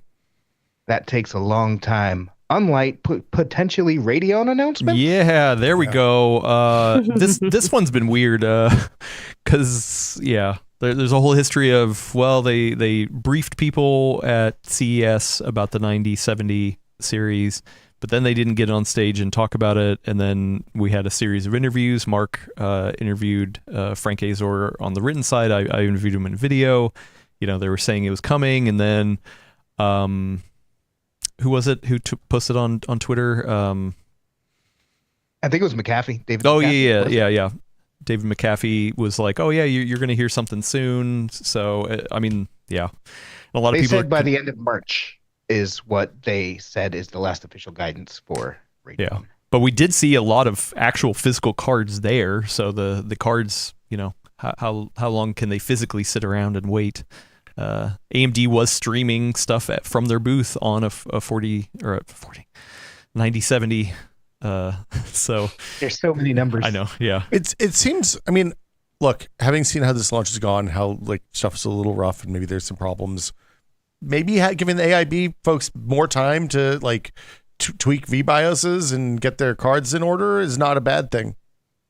Yeah, but also, I mean, they don't want to sit there and sit on inventory. No, that's right. true too. So, like as we all know, that is not good for companies either to have just inventory sitting around. Well, the thing is, for you something. ship them to the retailers and then have them deal with it. And then no, because then there's they'll a be line at leaking all Micro over the Center. place, man. Well, that's true. It has been. There's a bunch of them sitting at retailers. Really? There's no drivers or anything. Yeah. Oh yeah. Are they getting leaked? Are people like There's been a bunch of pictures and even videos from different retailers, like some I dude guess in I like missed this. Belarus or Belgium or something did a video recently about them. Wow. Interesting. Yeah. I'm curious to see.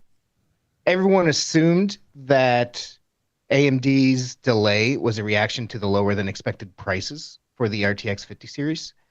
I'm curious to see if that's true or if AMD saw the spec details for the 50 series and is like, that's not as impressive as we thought it would be. Maybe we should look at this through this. Because if they can deliver close to 5080 performance for a whole lot less, then I have a feeling that'd be a pretty popular card this generation. Yeah. I mean, there is a reason. If you go back and watch the Frank Azor interview, I don't know if it was in Mark's piece, but at least in my video, I had him kind of explain the breakdown of why they changed the naming scheme. And they were saying specifically they wanted a consumer to go in and look at a 70 class on NVIDIA, and then, oh, wow, AMD also has a 70 class card. And for whatever reason, that's either to say, oh, I get the same 70 class card but for cheaper, or I get the same 70 class card for the same price but more performance.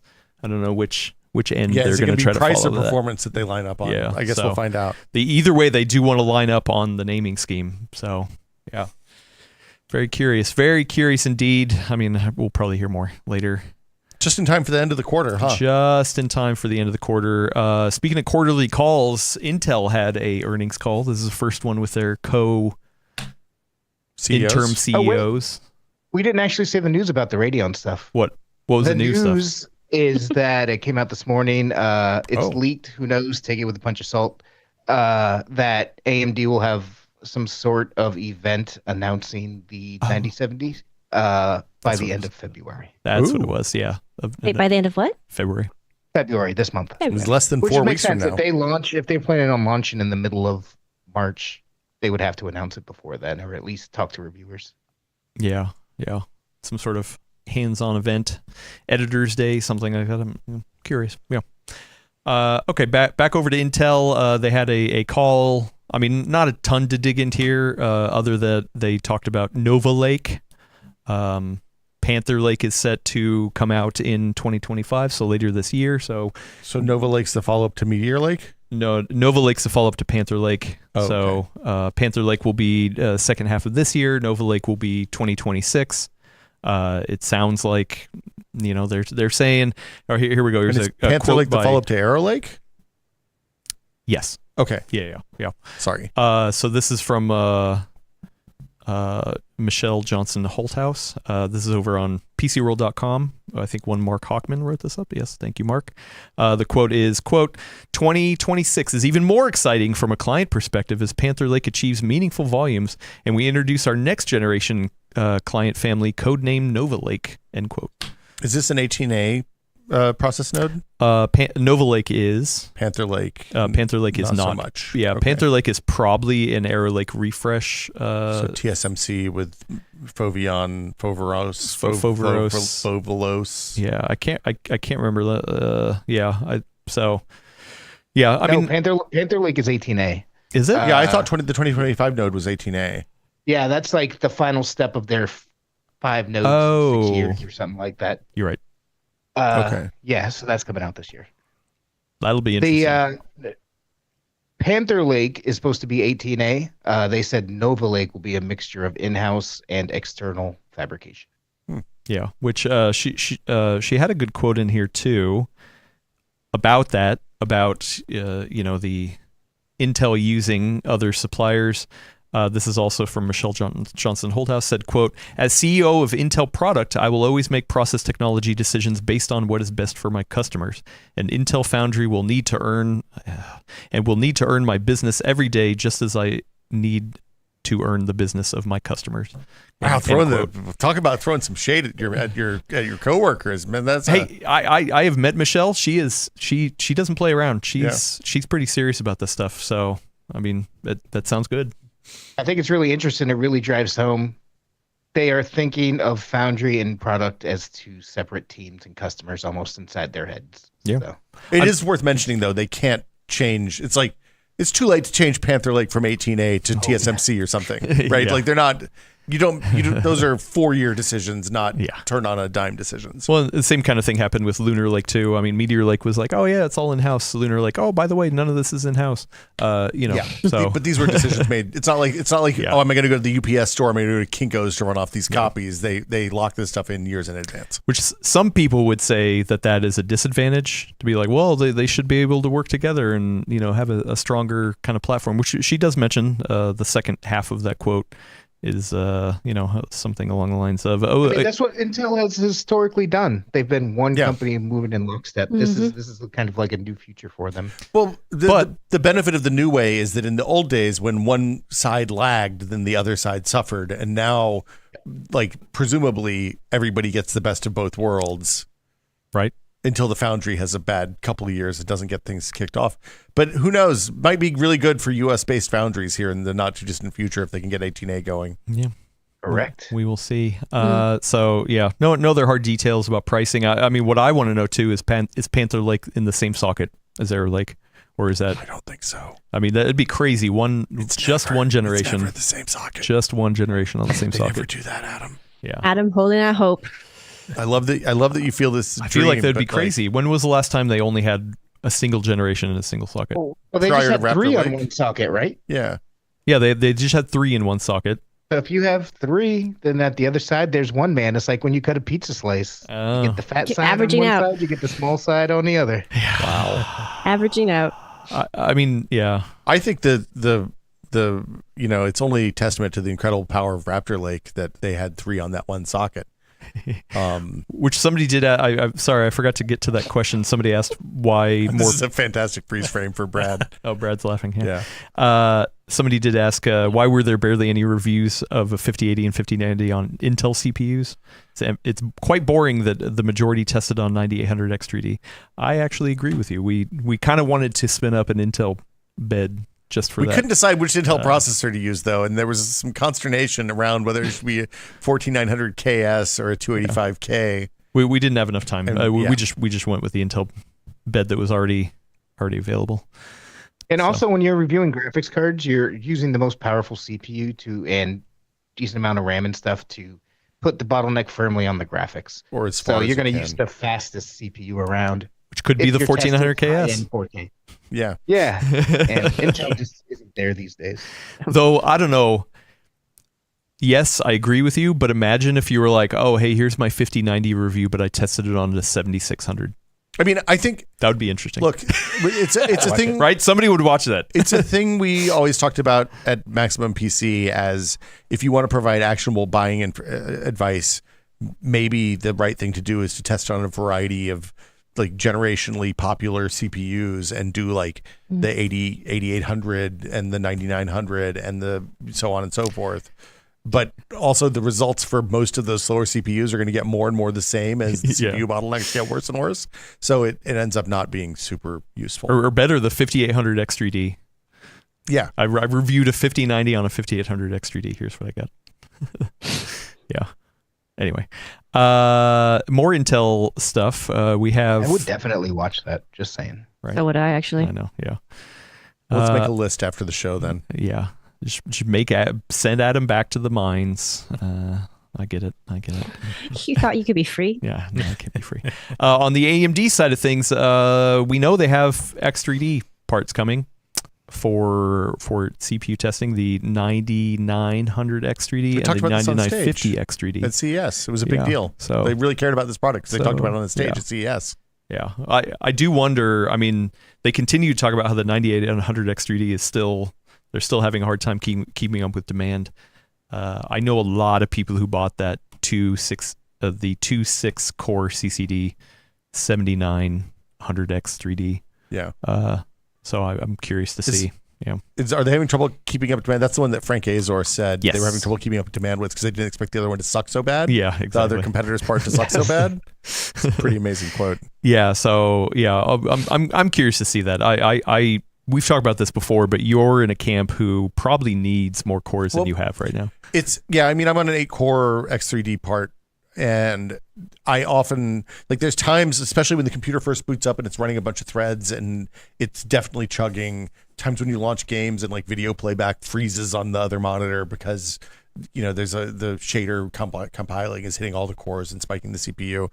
And then times using the Unreal editor, which is really multi-threaded and notoriously CPU bound, would be nice to have more threads to do that stuff in the background. So I'm excited to see how this stuff runs. And we've been working on some game development benchmarks to kind of showcase that a little bit more than we have in the past. Yeah, it'll be fun.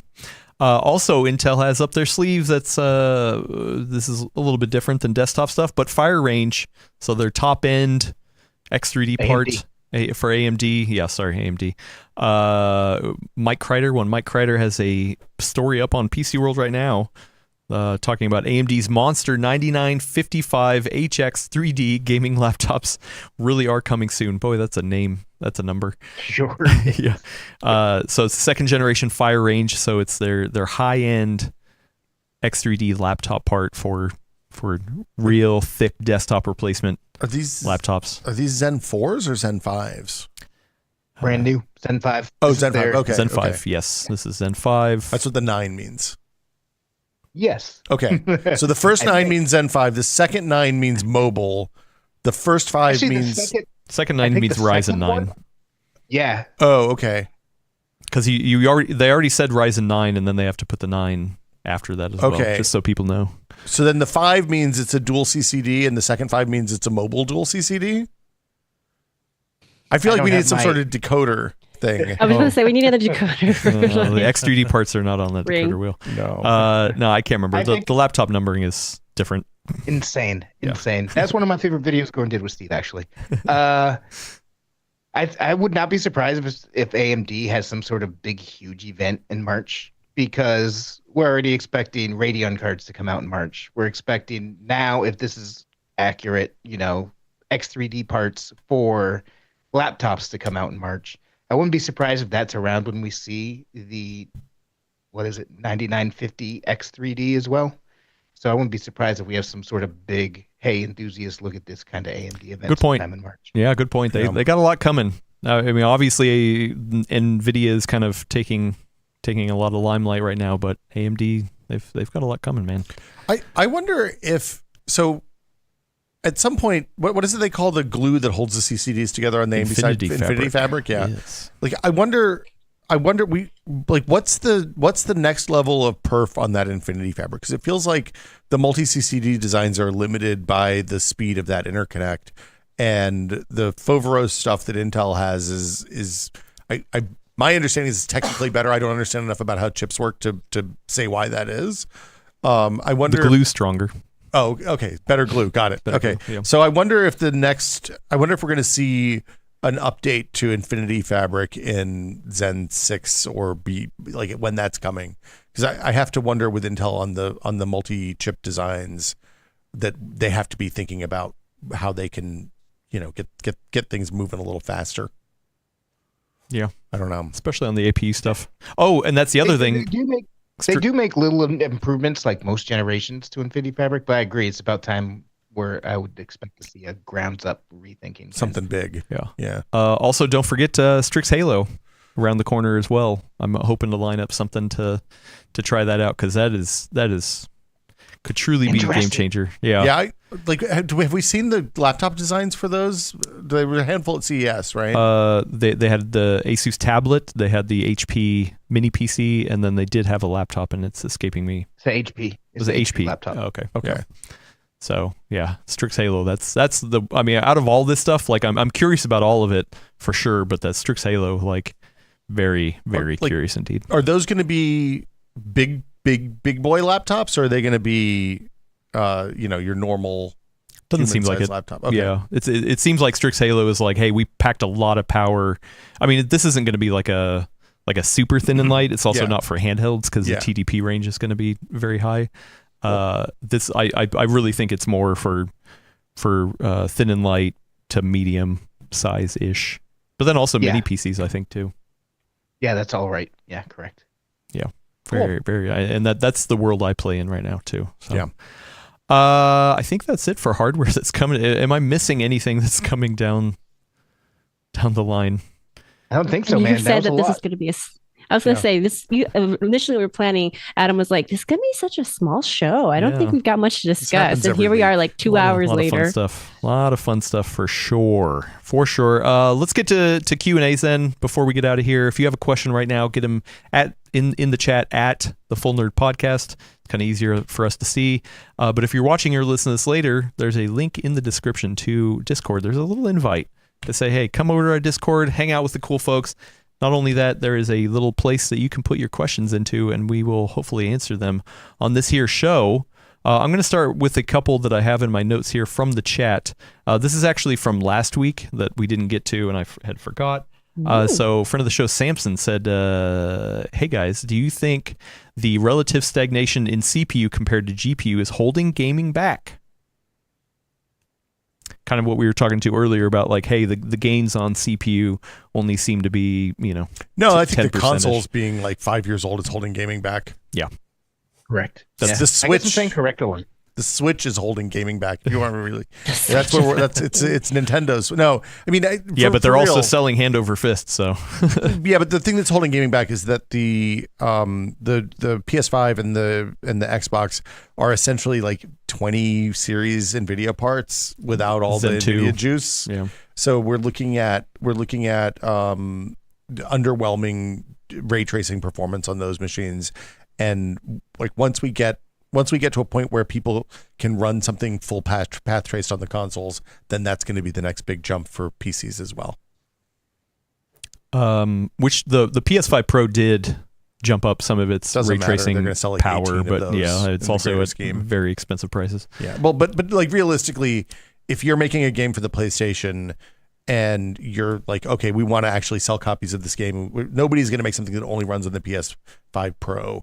They're going to make something that runs on the PS5, and then Sony's going to be like, hey man, we'll cut you a small check if you add a couple of features that are like PS5 Pro, or you can do profiles where you say, okay, it's going to run at 4K 60 instead of 4K 30 or whatever, and it's all low effort, like at best you're going to get the stuff that they put on a little bit of what gets on the PC ported over for that thing. So yeah, this is the problem with the mid-season refreshes on the console side. Right. Yeah. Well, I mean, theoretically, at least they don't have Jaguar cores anymore. Yeah. Well, and theoretically, plans are probably solidifying for whatever the next console hardware is. I'm sure that they're probably like first-party developers probably have consoles, have dev kits at this point. They're most likely like souped-up PCs with GeForce 4090s in them and stuff like that. But you think they're aiming for 4090? No, I think that the dev kits will have high-end hardware because that's readily available. And my guess is that. So typically, the thing that's interesting about the consoles is that they share memory across like the console's designs use a high speed shared memory bus, unlike an APU, which uses a low speed system memory bus. And so you get different bottlenecks and things shift around. So often when you're doing dev kit work on prior to actual hardware being shipped, you have to do it on really much higher end PC hardware to mimic the same kind of perf and get the same performance profile. But I think we all agree ray tracing and AI upscaling and all that kind of stuff is definitely going to be part of. I would be shocked if it's not. Elena, what do you think? Absolutely. The console whisperer herself. I'm sorry, my connection is actually cutting out right now. What do you expect Can you repeat the from the next question? consoles, hardware-wise? Honestly, I haven't been keeping up as much in that space because of the nature of this job. I honestly don't really know what to expect at this point because I feel like the consoles have always been kind of a loss leader for at least the Microsoft side of things because they really would promote themselves as a software company. But the ship is kind of coming a little bit apart at the seams on that side. So I don't really know what's happening on their hardware efforts. It just seems like they got so large, they don't really know how to keep control of the ship anymore.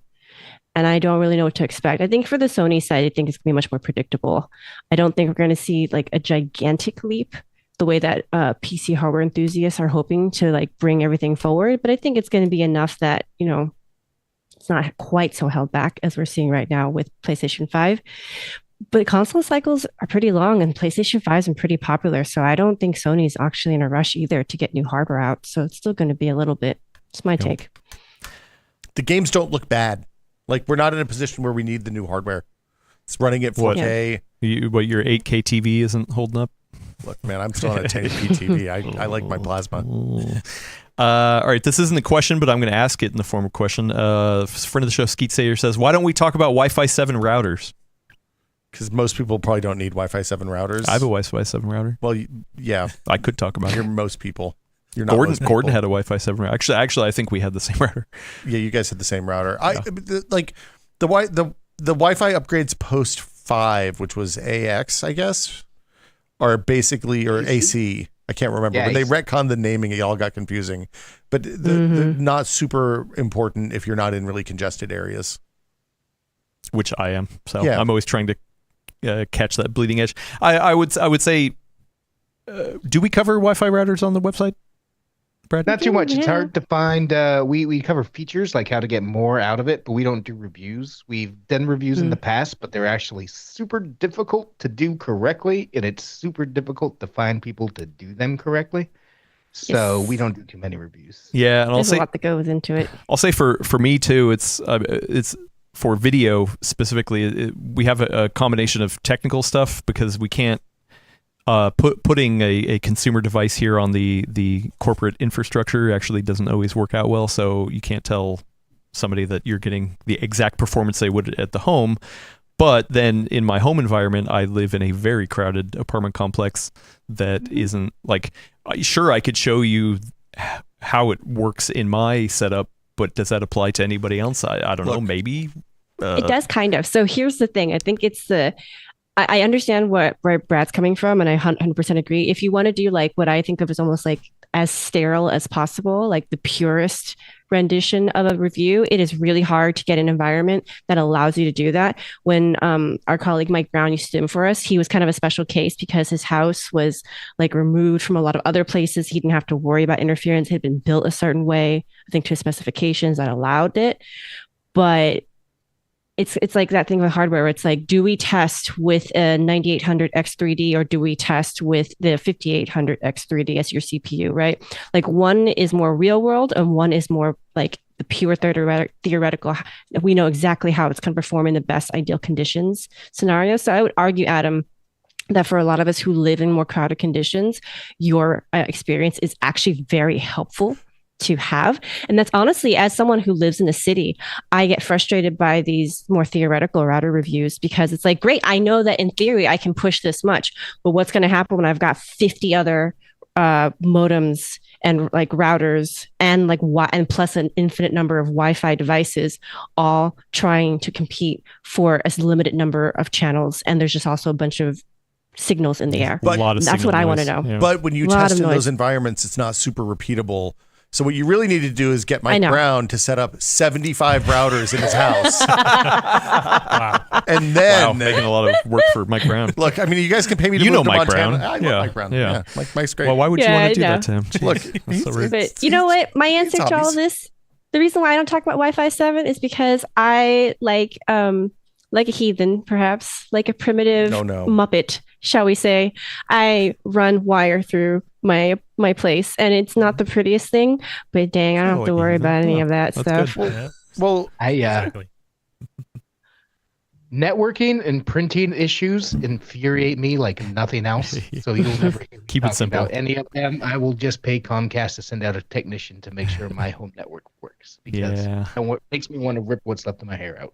Yeah, Skeets, I'm curious. What kind of stuff coverage would you like to see? Maybe let's talk about it on Discord. I am curious, like if there is a chance to do at least some sort of coverage. I just don't know of it. I mean, because I do have one of the newer routers, and I do know a lot of people don't cover routers for the same stuff we're talking about. CES, Asus had this router. It was a travel router. It was a Wi-Fi 7. I believe it was a Wi-Fi 7 based travel router, which is cool.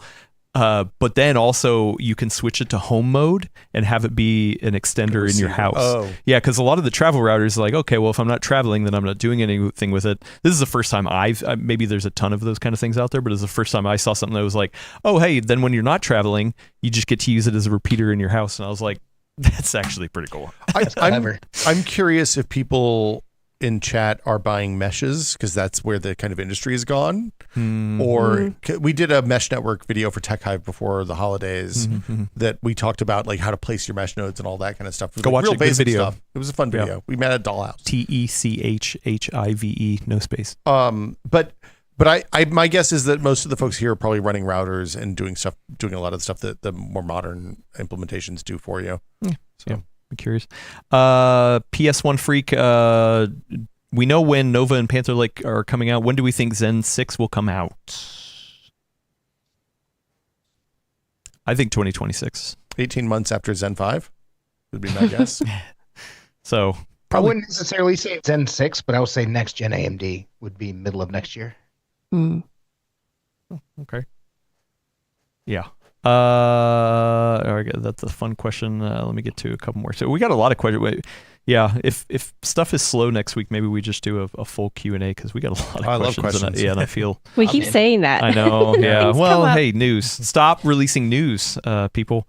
Since okay, here we go. The Funk Manana, friend of the show, Phenomena. The Funk Phenomena. So since you think console gaming is what holding back new gaming uplift, if both Sony and Microsoft don't come out with newer hardware after the next gen, will gaming performance stall out? Follow up. I think they're definitely going to have new consoles. Consoles aren't going anywhere. Sony, at the very least, will have a new console out. I would be shocked if Microsoft didn't have multiple, probably, kinds of consoles out. So that is going to happen in the modern era with modern consoles and modern graphics cards and stuff. That's just how precedent happens. That's what we can see in the past, and there's never been a time when we haven't had consoles somewhat tied to graphics cards in the last 15-20 years. I'm not convinced there's going to be another Xbox though. I'm not No? either, but I think they might release like a streaming device Yeah. or like another Xbox S style thing. Yeah. I'm on the fence about that because I think that they have so much tied to that brand, like that idea of the brand, that if they try to make it a software only concept, I don't think it's going to last. Like I think it'd be a hard transition for them to make it a software only kind of brand. So I think they're going to need some kind of hardware. And if they go with just like a streaming only device, I don't think that's going to sit well with their base. And I would say if they can get Game Pass on a PlayStation console or a Nintendo console, that they would forgo their own box. If they can't, they still need a box to be able to sell Game Pass. I think that there's a hybrid thing. I think my guess, it wouldn't surprise me if you see a really expensive console with a really cheap streaming box, and they let the market work itself out. Yeah. Where we have a handheld. They've definitely signaled that they're looking at like, but as a coming back at a handheld kind of thing. Long time, as a distant future situation. I don't know. I don't know. I feel like that's a PC perspective. I think that's a PC perspective, that they would do only high end, and that they would do like a cheaper streaming thing.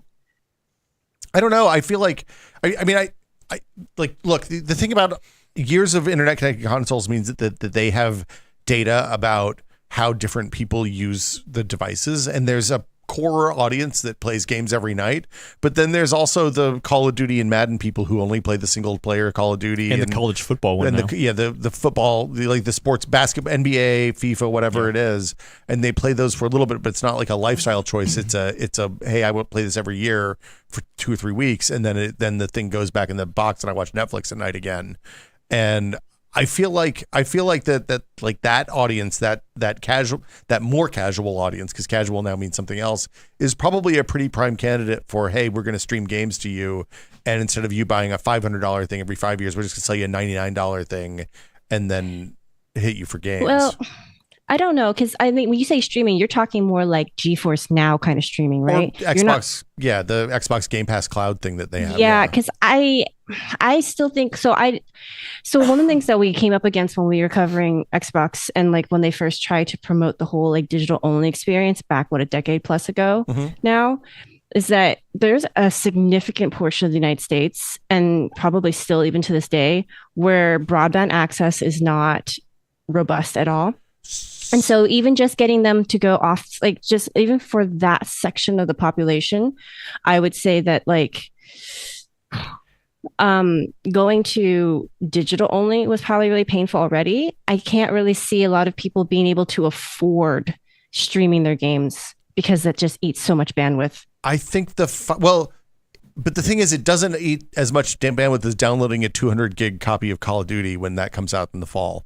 Right. If you're playing Call of Duty for 40 hours or streaming 200 gigs of the game, the streaming it for 40 hours is going to be less bandwidth than downloading the 200 gig copy of the game. Is it? 100%. Because you can watch hundreds of hours of Netflix with no problem. It's video compression, right?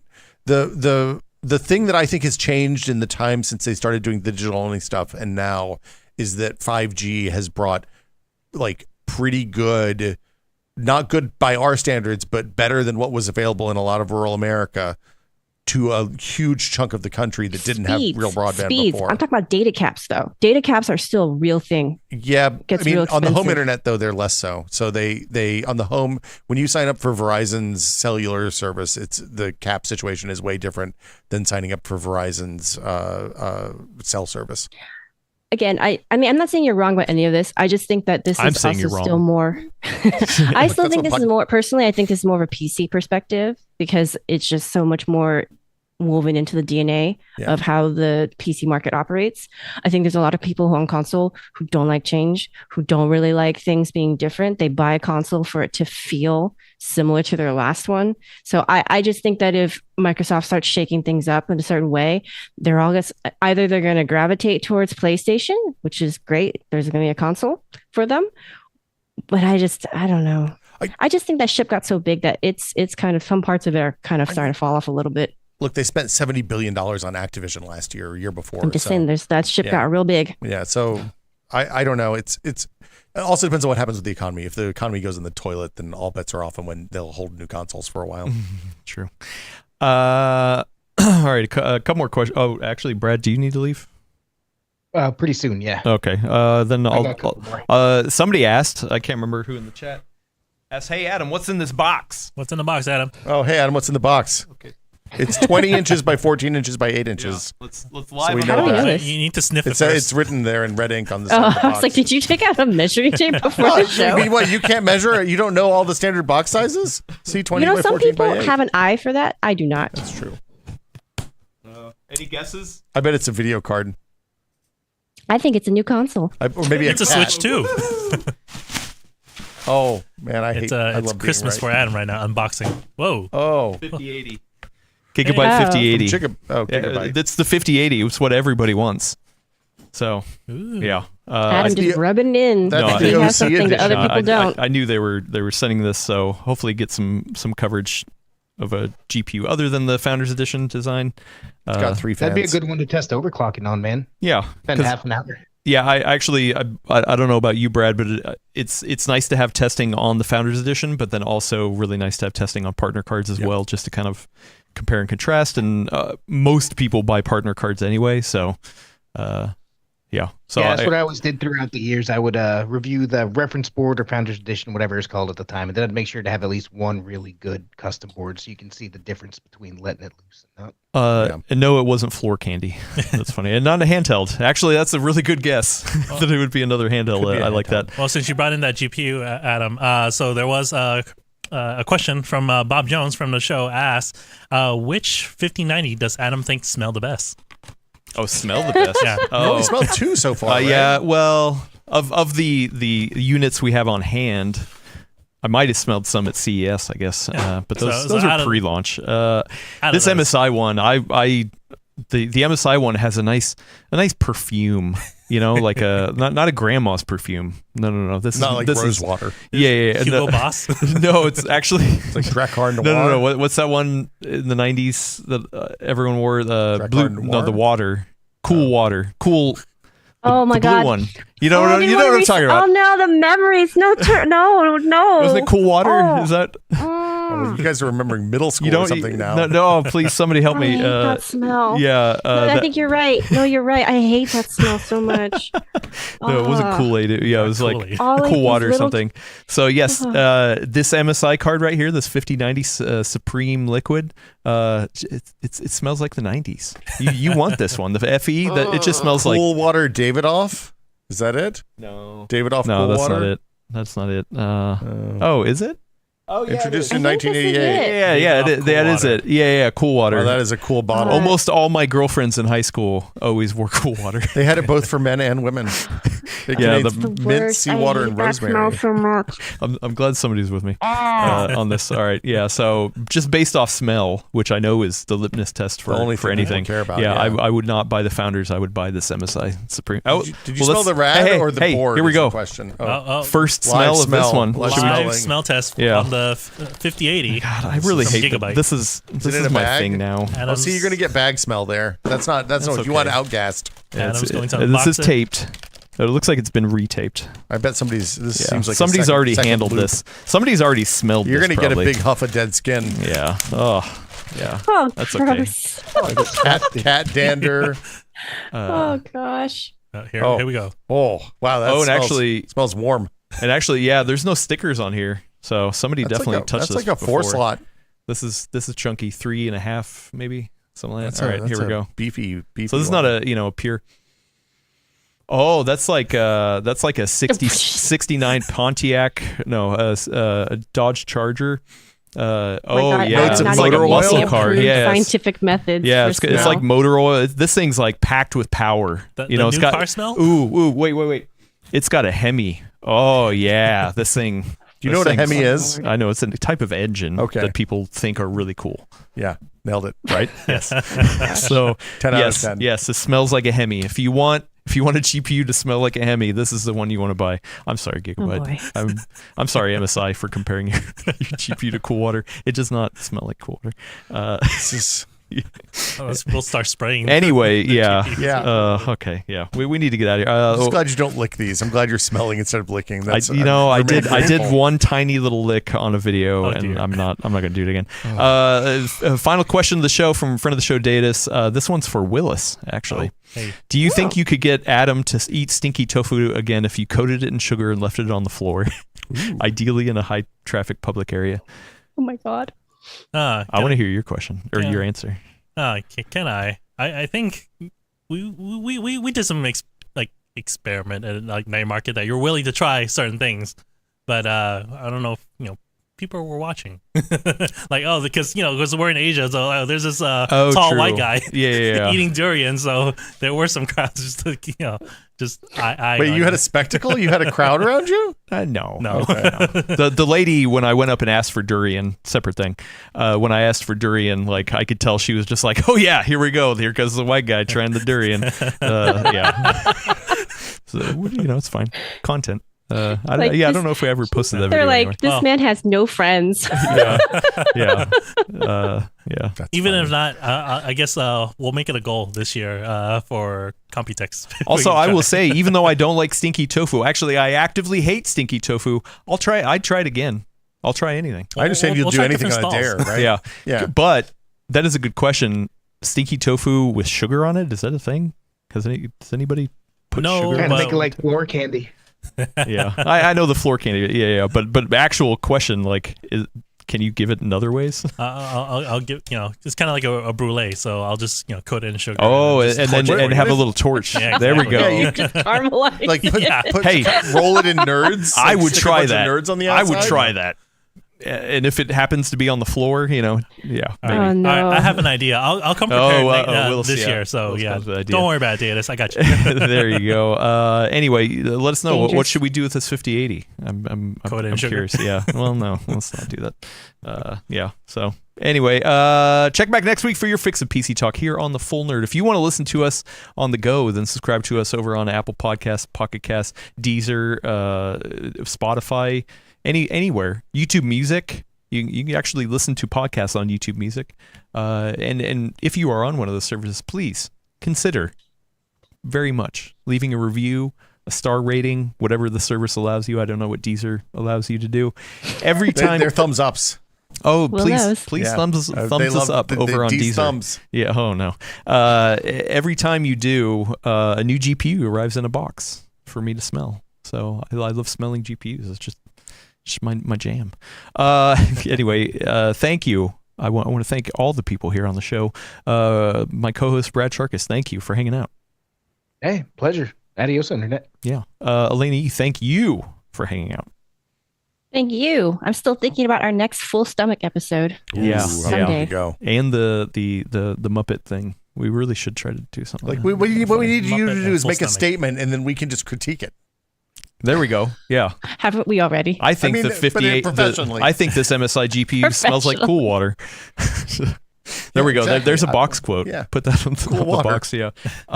Thank you, Will, for being I'm on the so show. sorry for all the things that I did today. I'm gonna go back and listen to that Please do. episode Like and I said. figure out what that beef was. Everybody should go Yeah. download Brad and Will Made a Tech Pod and try to figure out what the beef was. That's what I At say least every that day. episode. It Yeah. was specifically the previous episode. What was it? You're talking about eggs at the beginning. It was It wasn't the 5090. It was about the title is Snow Leopard. Yeah. Leopard 2, Mac OS Snow Leopard 2, Yeah. which made people really upset because people really loved Mac OS Snow Leopard. Actually, I did. And I it liked was- Snow Leopard. It was a one-off joke, and people were like, "Wait, hey, you never talked about Snow Leopard." We're like, "Oh, we did. It was like an hour and 3 minutes in." So anyway, Yeah. whoops. Thank you for watching, tuning in, and all that fun stuff. Also, thank you, Willis, for being back. Alex did an awesome job. Alex did. He kicked Willis Kick butt. is back behind the verticals and horizontals, and he will also take us out of here. All right. Bye, everybody. Thank you, Adam. Thank you, everyone, for tuning in, and we will see you next time. Bye. I can't hear it. Oh, there. Yeah, sorry. A little delay. Thumbs up. Thumbs up. Thumbs up. D's Like and thumbs. subscribe. D-sums.